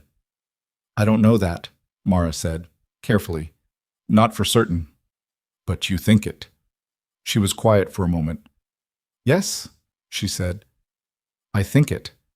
He turned from the window. His face was tight and worn and 10 years older than it should have been. "What do I do with 30 days and no seed money and a burned shed and a land agent in my pocket and—" He stopped himself. "Put a lid on it." "You talk to Voss tomorrow," she said. "You tell him what happened tonight, and you tell Anders and Dorothea Pruitt. You call every family in that valley who's been hit, and you tell them what happened here tonight." He frowned. "Why?" "Because this is the escalation," she said. "This is Crow telling you the deadline is real. And if you're being escalated, they probably are too, or they will be. They need to know that. And you need to not be alone with that information, because isolated people lose, Caleb. We said that." He looked at her. The kitchen was quiet and cold outside the fire's reach, and his hand hurt, and his shed was gone. And somewhere in this valley, a man who hadn't knocked was sitting and calculating. "All right," he said. She nodded. "Get some sleep." He went upstairs and she sat down at the table, still in her smoke-smelling coat, and looked at her notes. She thought about Henry Vale and his Friday evenings and his window reflection and the daughter and Bridger he sent money to when he had it. She thought about what it would take to make a man like that move, and she thought that she was almost ready to find out. What she did not think about that night was the conversation she'd overheard that afternoon between Briggs and a man she hadn't recognized. Not Crow's regular rider, a different one, younger, where she'd caught only the tail end standing in the shadow of the house with the laundry she'd gone out to bring in. And the tail end was this: Briggs saying low, with something in his voice that sounded almost like unease, "I didn't know about the shed. Nobody told me about the shed." She hadn't moved. She'd stood still and listened, but that was all there was. The younger man's horse moving, Briggs going silent, and then the sound of hooves leaving. She didn't know what to make of it. She filed it. In the morning, before anyone else was up, she sat with her notes and turned that fragment over and over in her mind. I didn't know about the shed, which meant either Briggs was performing ignorance for some audience she hadn't identified, or Crow had escalated without telling the man he had inside the Mercer Ranch. Both possibilities were interesting. One of them was also dangerous, because a man who finds out he's being used past the point he agreed to be used is a different kind of man than one who goes in knowing the full extent of it. She wrote a single line in her notes. Briggs may not be entirely his. Then she put the pencil down and started the fire and put the coffee on. And outside the dawn came up cold and pink over the mountains and lit the black scar where the equipment shed had been. And somewhere in Raven Creek, Henry Vale was waking up to whatever version of himself he managed to be in the mornings. And the deadline was at 22 days now and counting. And Mara Whitfield sat in this kitchen that was not hers and made coffee for a family she had not chosen and felt, with the particular certainty that came not from confidence but from clarity, that the next move was hers to make. She went to find Henry Vale on a Wednesday, not a Friday. Friday was when he was predictable. And predictable men were men who had their guard arranged a certain way, their defenses positioned for the expected. Wednesday was when he would be in his office on Calder Street, between the notary and the assay office, doing the ordinary work of a man who moved land from one name to another for a living. She had watched the office twice from across the street, in passing, without stopping. She knew his hours. She knew he worked alone except for a part-time clerk who came in mornings and left by noon. She went at 2 in the afternoon. The office was small and warmer than it needed to be. The stove turned up the way some people kept rooms when they spent long hours alone in them. The walls had the standard survey maps, a calendar, a shelf of ledgers with dates on their spines going back 3 years. Vale was at his desk when she came in, and he looked up with the automatic courtesy of a man expecting a client. And then he saw she wasn't a client. He recognized, and his expression adjusted into something more careful. He was exactly as she'd observed from the saloon. Thinning hair, clothes that knew what they were supposed to be. Eyes that had seen something they hadn't finished processing. "Mrs. he began. "Whitfield," she said. "Mara Whitfield. I'm with the Mercer Ranch." A pause. Something moved in his face. Recognition, followed immediately by a specific wariness. The wariness of a man who hears a name and knows what it connects to. "I see," he said. "Is Mr. Mercer—" "He doesn't know I'm here," she said. "May I sit down?" He looked at the chair across from his desk, and then at her, and then back at the chair, and the three-way negotiation his expression was having with itself resolved, slowly, into, "Yes. All right." She sat. She put her hands on her knees and looked at him directly, because she'd found over years that the people who looked at you directly and didn't apologize for it were the people that men like Vale tended to actually hear. Something about directness landed differently than maneuvering. Maneuvering they recognized and defended against. Directness they didn't always know what to do with. "I'm going to tell you what I know," she said. "And then I'm going to tell you what I think. And then I'm going to ask you one question. Is that all right?" Vale had his hands flat on his desk. "Go ahead," he said. She told him what she knew. Not all of it. She was not going to put every card on this table before she understood whether the table was safe, but enough. The 6 ranches. The sequence. The timing between refusals and the beginning of bad luck. The bank officer whose name appeared on both Voss's loan letter and a Crow property deed. The pattern that was too consistent and too precise to be anything other than deliberate. She spoke for perhaps 7 minutes without notes because she had memorized it well enough by now that the notes were not necessary. Vale listened. He did not interrupt. He did not deny. He looked at the surface of his desk for most of it, which was its own information. When she finished, she gave him a moment. Then she said, "What I think is that you are not a man who signed up for what this became. I think you came here to do legitimate work, and somewhere in the first year something shifted, and by the time you understood the full shape of what you were inside, leaving was more complicated than staying. I think you know things that would change the situation for those 6 families, and I think you have been sitting with that knowledge for long enough that it has become a weight you are carrying in a way that is not sustainable." Vale was very still. "And the question I want to ask you," she said, "is whether your daughter knows what you do for a living." The silence that followed was a particular kind. Not the silence before a denial, not the silence before an argument, the silence of something hitting a place that was already bruised. Vale looked up from his desk. His eyes were dry, but the area around them was tightened in a way that was either anger or something that wasn't anger, but required the same muscular effort. "That's not a fair question," he said. "No," she agreed. "It isn't. She's 12 years old." "I know. She doesn't—" He stopped. Started again. "She thinks I handle property sales, which I do. That's what I do." Some of what you do, Mara said. He stood up, went to the window, stood with his back to her, which she let him do because it was not running. He was still in the room, still present, just needing somewhere to put his face for a moment. If I were to say anything, he stopped. I'm not asking you to say anything today, she said. I'm asking you to think about what you know, and what it means for those families, and what it means for you to know it and stay silent, and whether that's a calculation that keeps working for you indefinitely. She paused. Crow burned an equipment shed last week. He's moving faster now. The pressure is escalating. What happens after the shed is something none of those families can absorb. Vale turned from the window. His face had done something. Settled, she thought, like a surface after something drops through it.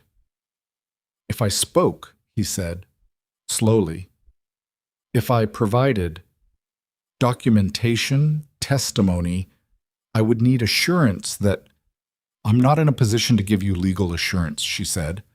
I'm not a lawyer. What I can tell you is that 6 families with consistent documented evidence and 1 credible inside witness is a different situation than 6 families alone. It is a situation that the territorial authorities cannot reasonably ignore. It is a situation that a county sheriff with any interest in his own reputation cannot look away from. Crow has relationships with the sheriff's office. He has a relationship with 1 deputy, she said. I've looked into this. The sheriff himself, Frank Alderman, has been in this county for 22 years, and Crow has been here 4. Those are different kinds of roots, and Crow has not had time to go that deep. Vale looked at her.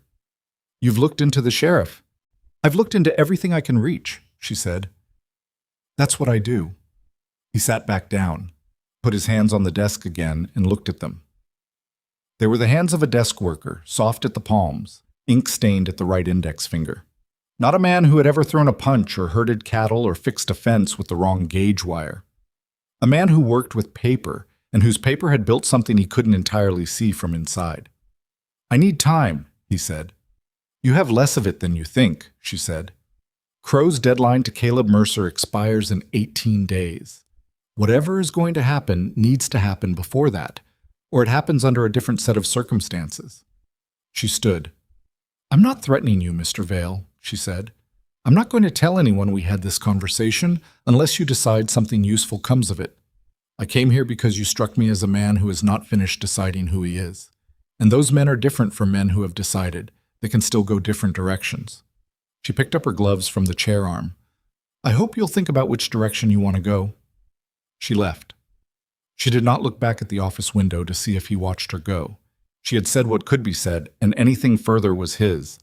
The walk back to the wagon was cold, and she felt, in the particular aftermath of a conversation that had taken everything she had, the low exhaustion of expended concentration. She did not know if it had worked. She would not know for days. That was the hardest part of conversations like that one. They required full effort and offered no immediate return, and the gap between effort and result was where doubt lived. She drove back to the ranch and was halfway there when she passed, going the other direction on the road, a rider she recognized. One of Crow's regular boundary men, in a good coat, on a horse too nice for what he appeared to be doing. He looked at her, and she looked at him, and neither of them slowed. 18 days. Caleb had spoken to Voss and to Anders and to Dorothea Pruitt and to the remaining 2 ranches by the end of that week. It had taken 4 separate conversations and a joint meeting at the Double Phi on Thursday evening. Mara, Caleb, Voss, Anders, and Dorothea around the Voss kitchen table with Ada serving coffee and nobody pretending this was a social call. She had brought her organized papers, the real ones, the full picture, all 6 sets of evidence, the dates and the sequences and the bank officer's name, and Dorothea's labeled box. She laid them on the table and walked through them again, and this time she could see it differently than she had seen it in individual conversations. She could see the collective recognition on people's faces when they heard each other's sequences, the specific expression of I thought I was alone in this. Bill Anders, who was 50-something with a face like a fist and the verbal economy of a man who didn't trust conversation, said, I thought I was just unlucky. He said it quietly, looking at the table. 3 times I thought, this is just a bad year, just bad luck. I blamed the weather and the market and my own decisions. That's what it was designed to look like, Mara said. I know that now, he said.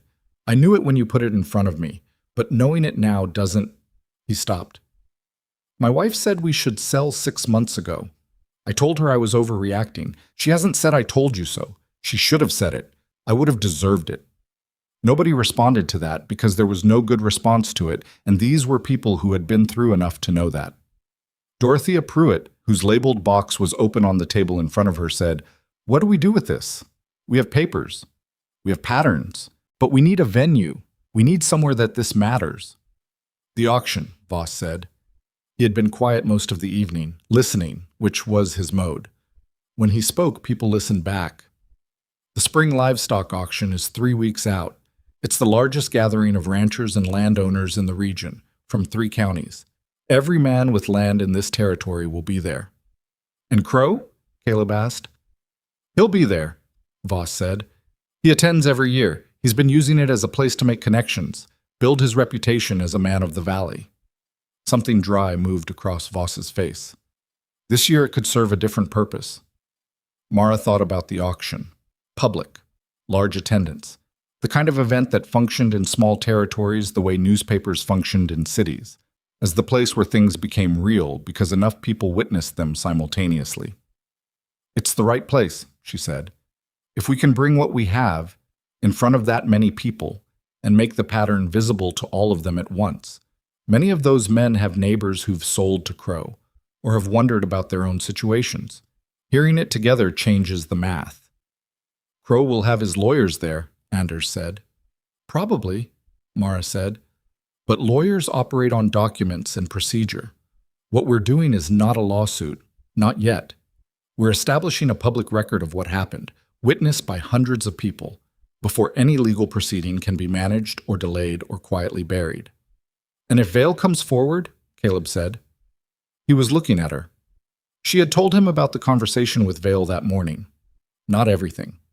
She had given him the shape of it, the question she had asked, and the way Vale had sat with it. He had listened without interrupting, which told her he was either trusting her judgment or too tired to argue, and she thought it was probably some of both. "If Vale comes forward, it changes the category of what we have," she said. "It stops being a pattern of documented bad luck and becomes a documented conspiracy. That is the difference between a story and a case." "And if he doesn't?" Dorothea asked. "Then we go with what we have," Mara said. "What we have is substantial. It may not be enough to put Crow in front of a judge immediately, but it is enough to make him radioactive to every business relationship he has in this territory, and that is its own form of consequence." The room was quiet. Voss looked around the table. "Are we agreed?" he said. It was the voice of a man who had run a ranch for 30 years. Not a question designed to produce debate, but to produce commitment. One by one, they agreed. The night before the auction, Mara could not sleep. She lay in her room in the dark, listening to the house, and tried to find the calculation she was missing, because there was always one. There was always the thing you hadn't accounted for, the variable that waited until the last possible moment to make itself known. She had been in enough difficult situations to know that confidence was a luxury and preparation was the actual thing, and she had prepared as well as she could prepare, and still the unease was there. At 1 a.m, she heard a sound from downstairs. She was up and in the hall before she'd made a conscious decision, and when she got to the top of the stairs, she saw the light from the kitchen and heard, very quietly, the sound of someone moving around in it. Caleb was at the kitchen table. He had a glass of water and a candle, and he was sitting with his hands around the glass, not drinking it, just sitting. He heard her on the stairs and looked up. He didn't look surprised. He looked like a man who had expected that if anyone else was awake, it would be her. "Can't sleep?" she said. "Tried," he said. She came down and poured herself water and sat across from him, the way they had sat over his papers the first night. The candle was the same uncertain light, making the kitchen smaller and closer than it was in daylight. "Tell me what you're thinking about," she said. He turned the glass in his hands. "If this doesn't work," he said, "tomorrow. If we go there and lay it all out and it doesn't, if people don't believe it or don't want to get involved or Crow manages to turn it somehow, then we regroup," she said. "I don't know if I have a regroup left in me," he said quietly. "That's the honest thing. I don't know if I have another one. She looked at him. In the candlelight, his face was the face of a man who had been fighting something for a long time, and she had known men like that, and she knew the specific point they reached where the fighting began to cost more than they had. "You have people with you now," she said. "That's different. That's not nothing." "I know." He paused. "I know it's not nothing. It's still—" He shook his head. "Eleanor always said I was bad at asking for help. I think what she meant was I was bad at believing help was real, that people would actually show up." "Did she show up?" A pause. "Every time," he said, simply. "Then you've had it proven," Mara said. "That help can be real. You just have to let it land." He looked at her across the table. The candle between them burned steadily, which was rare. Most candles moved in the drafts that came through this house, but tonight was still. "You didn't have to do any of this," he said. "You came here to manage a household." "The household doesn't exist without the ranch," she said. "I said that to you before." "That's not why you did it," he said. She considered that. He was not wrong. She had done it because the shape of what Crow was doing was something she recognized and could not look at without responding. She had done it because the Mercer girls needed their home and their father to not be broken, and she had come to care about that in a way that had crept up on her while she was focused on other things. She had done it because she was, fundamentally, a person who could not observe something going wrong and do nothing, which had been both her greatest difficulty and her most consistent feature across a life that had asked a great deal of her. She didn't say all of that. She said, "I did it because it needed doing, and I could do it." He looked at her for a moment longer than she expected. Then he said, "Mara." Just her name, no addition to it, the first time he had used it without the formal prefix, and the way he said it made it mean several things at once. She looked at the candle. "Get some sleep," she said. "Tomorrow is going to need all of you." He nodded and took his glass and the candle and went upstairs, and she sat in the dark kitchen for a few more minutes, and then she went back to bed, and this time she slept. The auction ground outside Raven Creek was a flat stretch of land east of town that the territory used for 3 large events a year, and on the morning of the spring livestock auction, it was already filling by 7. Wagons and horses tied along the perimeter fence, men in their better coats moving between the livestock pens and the registration tables. The particular noise of an outdoor gathering, voices and animals, and the cold air carrying sound further than usual. Mara arrived with Caleb and the girls, which had not been the plan but which Nell had argued for with the persistence of an 8-year-old who had already decided the answer was yes. Clara came because she had a right to, which she stated to her father with the directness of a girl who had been managing his household for 3 years and was not going to be sent home from something this important. Rose came because Clara came and because she had decided, quietly, over the preceding weeks, that she was not going to keep being the one who stood back. Voss was already there. He stood at the entrance to the main tent with Ada, and when Caleb's wagon pulled up, he walked over with the unhurried gravity of a man who has made a decision and is at peace with it. "Anders is here," he said. "Pruitt came. The Hendersons, they weren't sure, but they're here." He looked at Mara. 6 families. Everyone we asked." "Good," she said. "Crow arrived 20 minutes ago," Voss added. "He's at the far end with his lawyer and 2 other men I don't recognize." Caleb's jaw set. Mara put no visible reaction on her face. She had expected Crow to be here and prepared accordingly, which meant she had spent the previous day making sure the papers they intended to present were organized in 2 separate sets, one with Caleb and one with Dorothea, so that if something happened to one set, the other survived. She had also, and this she had told no one, because it was uncertain enough not to mention, sent a letter to Henry Vale 4 days ago. Not a demand, not a threat, a single page telling him the date and time of the auction and what was going to happen there, and ending with one sentence. "You know where this lands without you. You also know where it could land with you." She did not know if he would come. She had not heard back. The auction proper ran for 2 hours.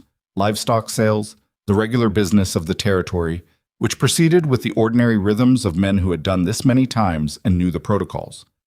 Mara stood near the back of the main gathering with Caleb and said very little, watching the crowd and watching the far end where Crow stood with his lawyer, occasionally shaking hands with the men who came over to him.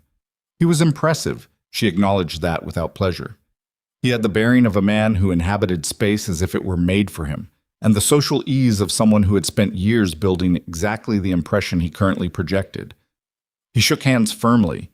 He laughed at the right moments. He looked like the kind of man you wanted to be associated with.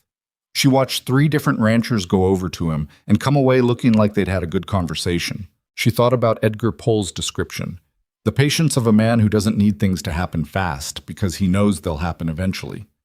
And she thought about what it meant to be the thing that interrupted that certainty. At the midpoint of the auction, during the interval when people moved around and talked, Voss came to find her. "Now?" he said.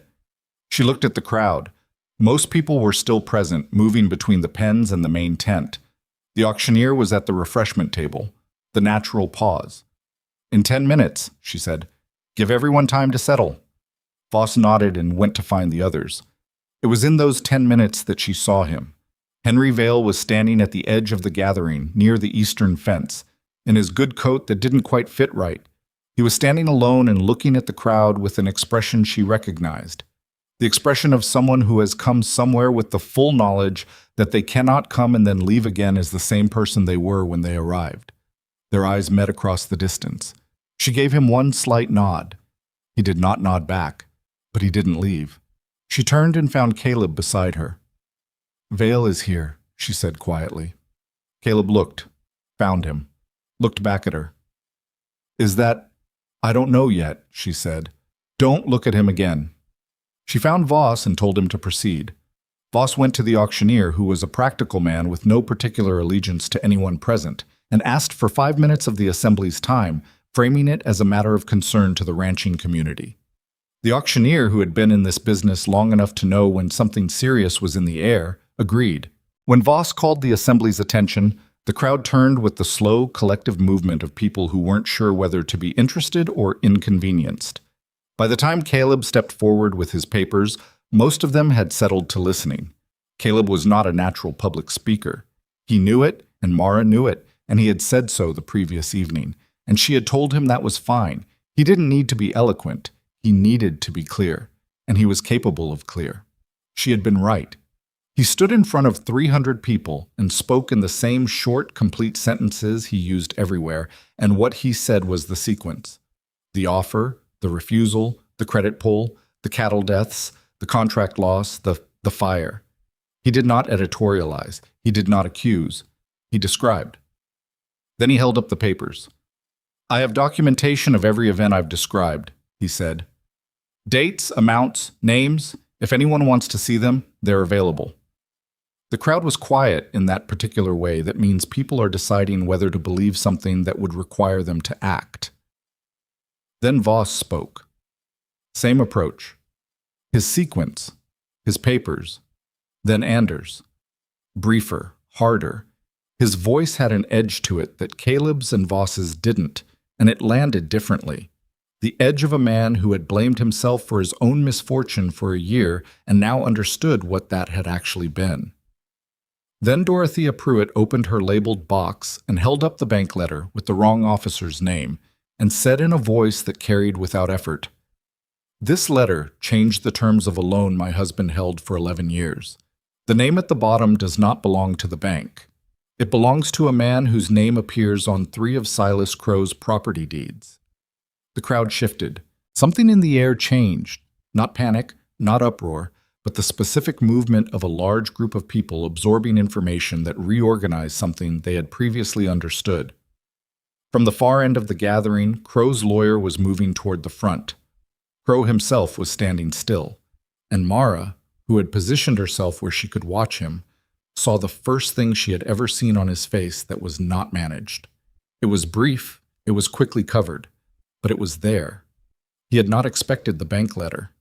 The lawyer reached the front and said, in the loud procedural voice of a man trained to fill rooms, "These are unsubstantiated allegations made without legal standing. Mr. Mercer." The voice came from the eastern fence. Henry Vale was walking toward the center of the gathering. He walked with the deliberate pace of a man who has made a decision and is not allowing himself to reconsider it, which Mara recognized as the only way certain decisions got made. The crowd parted for him, not because they knew who he was, but because something in his manner said he was going somewhere with purpose. He stopped beside Caleb and looked at the crowd. His voice was not steady, but it was clear. "My name is Henry Vale," he said. "I have handled land transactions in this valley for 3 years on behalf of Silas Crow. I can confirm that the financial pressure applied to the ranches described this morning was coordinated and deliberate." A pause. "I have documentation, and I am prepared to provide it to the appropriate authorities." The lawyer said something sharp that Mara didn't catch because the crowd had begun making noise. Not a unified noise, but the multiple, overlapping sound of several hundred people talking at once, which was a kind of pressure in itself. Crow, at the far end of the gathering, had stopped being still. He said something to the man beside him. The man beside him moved and then stopped, because Hector Voss was between him and the direction he was moving, and Voss was 71 years old and built like a man who had spent his entire life picking up heavy things and putting them down again, and he was not moving. Caleb was beside Mara suddenly. He had left the front while the noise was building and come to stand near her, and she was aware of him there without looking. The specific warmth of someone close in cold air. "Vale came," he said. "He came," she said. "You knew he would." "I hoped," she said, which was the honest answer. She had hoped. She had done everything she could to make it possible for him to choose it, and then she had hoped. The auctioneer, proving himself more capable than most people gave him credit for, managed to bring the crowd back to enough order for Caleb to say that anyone wishing to review the documentation was welcome to do so, and that he had already sent a letter to Sheriff Alderman's office informing him of what had been found and asking for an investigation. At the mention of the sheriff's name, something visible happened to Crow's posture. He turned and walked toward his wagon, his lawyer following, and the crowd watched him go with the kind of silence that is not absence of feeling, but presence of collective judgment, which is its own verdict and older than any court.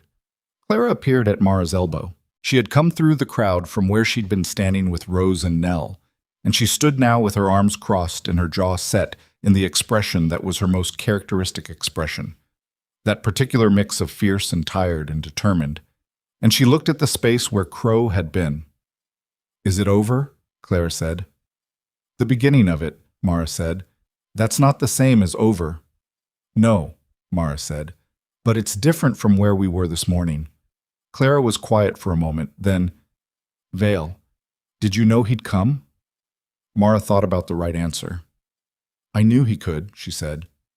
"That's not the same as knowing he would. He made that choice himself." Clara nodded slowly. It was the nod of someone filing something away, not in the way a child files things, to be forgotten, but in the way a young woman files things, to be understood later. Rose came through the crowd and stopped beside Clara, and a moment later Nell arrived at a pace that was almost but not quite running, and Nell grabbed Mara's hand with the automatic grab of a child reaching for something solid. "I couldn't see," Nell said. "What happened?"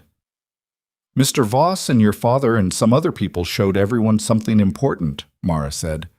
"What did they show them?" "The truth," Nell said. It wasn't a question. "More or less," Mara said. Nell thought about this with her characteristic gravity. "Was it scary?" "A little," Mara said.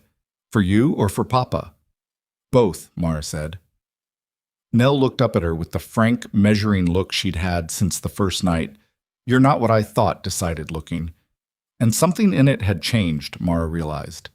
The measurement was still there, but it was a different kind. Not assessing a stranger. Assessing someone known. "Okay," Nell said, and did not let go of her hand. Caleb found them there, the four of them in a loose cluster at the edge of the dispersing crowd, and he stood and looked at what was in front of him for a moment, his daughters, and Mara among them, in the cold air of a late February morning with the noise of 300 people talking behind them and the distant sound of a wagon leaving fast. He looked tired. He looked like a man who had spent everything he had and knew that tomorrow there would be more to spend. But he also looked like something had shifted in him by some fundamental degree. Some essential plate of ice that had been sitting on him for a long time had moved. He reached out and put his hand on Clara's shoulder. She didn't pull away. She put her own hand briefly over his, then let it go, because she was 16 and there were limits to what she would do in public, but she let it stay there. Rose said, "Can we go home?" "Yeah," Caleb said. "Let's go home." And they went. The ride home from the auction was quiet in the way that follows something large. Not empty quiet, but full quiet. The kind where everyone is processing and nobody has the right words yet, so they don't reach for the wrong ones. Nell fell asleep against Mara's arm before they reached the first bend in the road. Rose sat on the other side looking out at the passing land with an expression Mara couldn't fully read, which was becoming less unusual. Rose was growing into her own interior life in a way that was visible week by week. A girl becoming a person with private thoughts she didn't owe anyone. Clara sat in the wagon bed behind them with her knees up and her eyes on the horizon, and Caleb drove, and the horse knew the way home and didn't need much guidance. About halfway back, Caleb said, "Alderman came to find me, at the end, before we left." Mara looked at him. "And?" "He said he'd received my letter. He said he'd been aware of some concerns about Crow's acquisitions, but hadn't had sufficient grounds for a formal inquiry." A pause. "He said today changed that." "What specifically?" "Vale. Alderman knows Vale's name, knows his work. He said a land agent with documentation willing to testify is a different situation than ranchers with a pattern that a good lawyer can call coincidence." He exhaled slowly. "He's opening a formal inquiry into the land transfers, the loan irregularities, the bank officer connection Dorothea found. All of it." Mara absorbed this. She did not feel the surge of relief she might have expected. She felt something quieter, the specific settling of a thing that had been held up for a long time finally being allowed to rest on solid ground. "It'll take months," Caleb said, "even with an inquiry, even with Vale's testimony. These things take time, and Crow has lawyers, and the lawyers will try to delay everything they can." "I know," she said. "The debt doesn't pause while the inquiry runs," he said. "The spring planting still has to happen somehow. The shed still needs to be rebuilt." He said it without self-pity, just laying out the arithmetic. "There's still a lot of hard in front of us." "Yes," she said. "There is." He glanced at her. "You're not going to tell me it'll be fine." "I don't know that it will be," she said. "I know it's different than it was this morning. I know you're not alone in it anymore. I know that Crow is no longer operating from a position of invisibility, and that changes what he can do and how fast he can do it." She shifted Nell's sleeping weight slightly on her arm. "Fine is a long way off, maybe, but the direction changed today. That's real." He nodded. He drove. After another mile, he said quietly enough that it was clear he hadn't entirely decided to say it. "I owe you an apology." She looked at him. "The first night," he said, "when you arrived, I looked at you and I made a judgment, and I was not gracious about it." "You were honest," she said. "I prefer honest." "I was rude," he said. "There's a difference." He kept his eyes on the road. "Eleanor would have been ashamed of me. She had no patience for people being dismissed before they'd had a chance to show what they were." "She sounds like a woman who knew something important," Mara said. "She knew most things that mattered," he said. "The ones I didn't know she knew, I figured out after she was gone." He paused. "That's the way of it, I think. You understand people better once you can't ask them questions anymore." The wagon rolled on. Nell stirred and resettled. The mountains ahead were turning the particular shade of blue-gray that meant the afternoon was beginning its tilt toward evening. "I'm glad you didn't send me away," Mara said. It came out more plainly than she'd intended, but she left it there, because it was true, and plainly true things didn't benefit from being dressed up. Caleb looked at her then, a full look instead of the sideways glances he tended toward. "Nell wouldn't have let me," he said. "Nell had good instincts." "She gets that from her mother," he said. And for the first time since Mara had known him, when he mentioned Eleanor, there was grief in his voice, but not only grief. There was something else alongside it, some note that was not quite warmth, but was adjacent to it.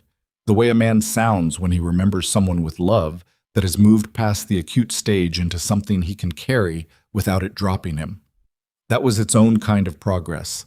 Mara recognized it because she had traveled some version of that road herself. Tom Briggs left 3 days after the auction. He didn't announce it. He packed his things while the family was at breakfast and led his horse out of the barn and was gone by 9 in the morning. He left no note, which Mara had half expected.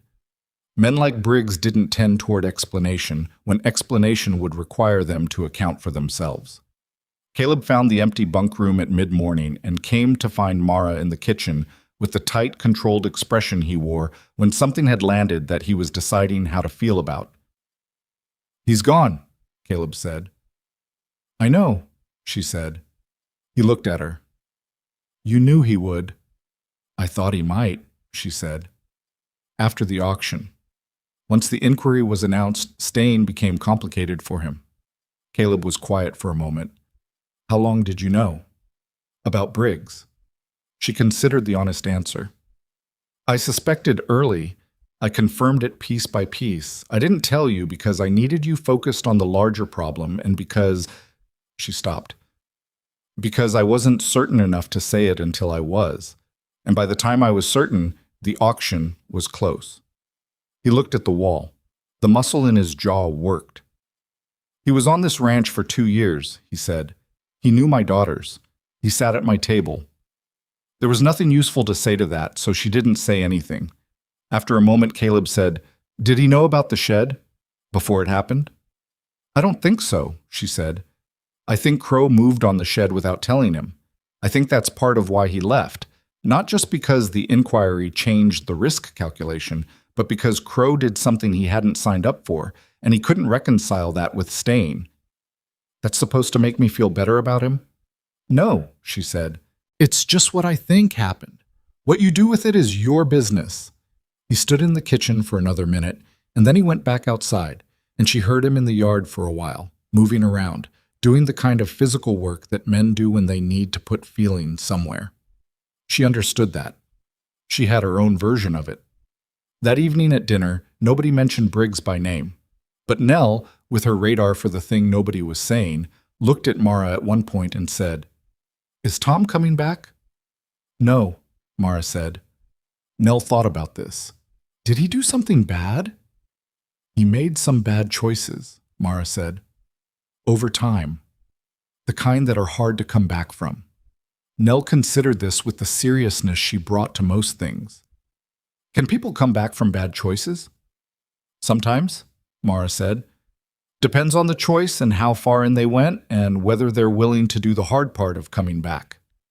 She thought about Henry Vale, standing at the eastern fence with his good coat that didn't fit right, making the walk forward. Some people manage it.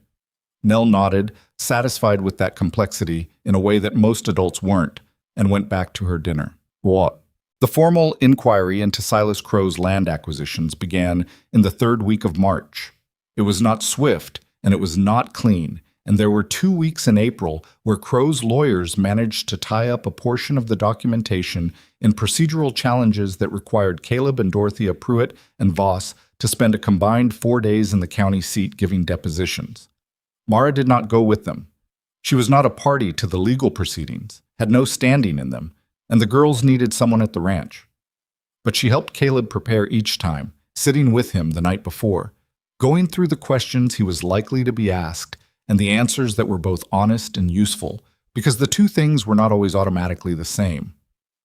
Henry Vale's testimony was the fulcrum. His documentation, 2 years of transaction records, internal correspondence, a ledger of payments made to the bank officer and to 2 county land board members, was the kind of evidence that didn't survive being called coincidence because it was too specific and too continuous. Crow's lawyers tried to argue Vale had manufactured or altered the records. Vale's own meticulous record-keeping made that argument difficult. More importantly, Vale had the kind of delivery that juries and investigators tended to believe. Not polished, not rehearsed, visibly uncomfortable with what he was saying, which was paradoxically the most persuasive thing about him. Comfortable witnesses looked like they'd practiced. Uncomfortable ones looked like they were telling the truth. Crow's land board connection resigned his position in April. The bank officer was suspended pending his own review. In May, 2 of the families who had sold their properties under duress filed civil claims against the Crow Land Holding Company, citing fraudulent inducement. Crow himself was under investigation by the territorial authorities. He did not leave the territory. Mara had half expected him to, and his staying surprised her until she thought about it longer and understood it. Men like Crow did not run because running meant the story was over, and over was the one thing they couldn't accept. They stayed and fought and delayed and maneuvered for as long as the system let them, and in the process they sometimes won because the system was built on procedure, and procedure could be worked. But it could not be worked forever. By June, the first fraudulent land transfer had been overturned by a territorial judge. Not the Mercer land, Caleb had never sold, but the Halton place, whose young couple had been pressured into signing in the fall. The deed reverted. The Haltons came back. There was no celebration about it, not exactly. Chester Halton shook Caleb's hand at the Voss place one evening, and his wife Sarah cried a little and then stopped and said she was sorry, and Ada Voss said there was nothing to be sorry for, and they ate supper together, 6 families around 2 pushed-together tables in the Double V kitchen, and it was not triumph so much as it was the specific relief of people who had been carrying something heavy and had put it down and were taking stock of the damage to their hands. Mara sat at the end of the table and watched them, and thought about what it looked like when people decided they were not going to be separated. It looked like this: imperfect and tired and grateful, 3 families talking over each other about spring planting and hay prices and who needed fencing help and whether the creek was going to flood again this year. The ordinary texture of people who had decided to keep going. So, the summer brought its own hard work, which was different from the winter's hard work, but not easier. The equipment shed got rebuilt in May, a 3-day effort involving Voss and Anders and their hands, and Caleb and Mara doing the part of the work she was capable of, which was more than people expected. Clara ran the kitchen those 3 days with the efficiency she had always had, but now with something added to it. She directed Nell on errands and managed the food for 12 working people with a competence that Mara watched from the corner of her eye and felt something she couldn't quite name, something between pride and grief for the wasted years when Clara had done this alone. Rose started singing again. It didn't happen dramatically. There was no moment where she announced it or made it a thing. One morning in late April, Mara was in the garden, which was her new project, the kitchen garden that had been let go for 2 years and was being gradually reclaimed, and she heard it from the barn. Rose's voice, the same tune she'd heard in the barn months ago, the one her mother used to sing. Not practiced, not performed, just a girl in a barn singing because the feeling moved her too. Mara stayed in the garden and didn't go near the barn. That evening at supper, Rose looked up and said, unprompted, "I was singing today." She said it the way you tell someone something significant while pretending it isn't, which is the way significant things often get said. "I know," Mara said. "I heard it from the garden. It was good." Rose looked at her plate, but the corner of her mouth moved. On an evening in late June, Caleb found Mara on the porch. She had taken to sitting there in the early evenings, that specific hour when the light went golden and the work of the day was mostly done and the night hadn't arrived yet, the hour that belonged to neither side and was therefore occasionally hers. She had a cup of tea and her notes, though the notes had evolved. They were less the tactical documentation of a threatened household now, and more the ordinary management of a working ranch that had enough to do and enough people to do it. He sat down beside her without asking, which was the kind of thing that had been building for months. The accumulating ease of 2 people in the same space who no longer needed to negotiate every entry. They sat for a while without speaking. The light was doing what it did at that hour, going long and warm across the grass. "The Crow inquiry," Caleb said. "Aldermen told me this week they think the formal charges will be filed by August." "That's faster than I expected," she said. "Vale's documentation is apparently more complete than even I knew," he said. 2 years of records. Meticulous. Alderman used the word comprehensive. He paused. "I feel something about that man that I can't quite categorize." "Complicated," Mara said. "Complicated," he agreed. "He did wrong for 2 years, and then he did right for 1 hour. And I don't know how to weigh those things against each other." "Maybe you don't have to," she said. "Maybe those are separate books." He thought about that.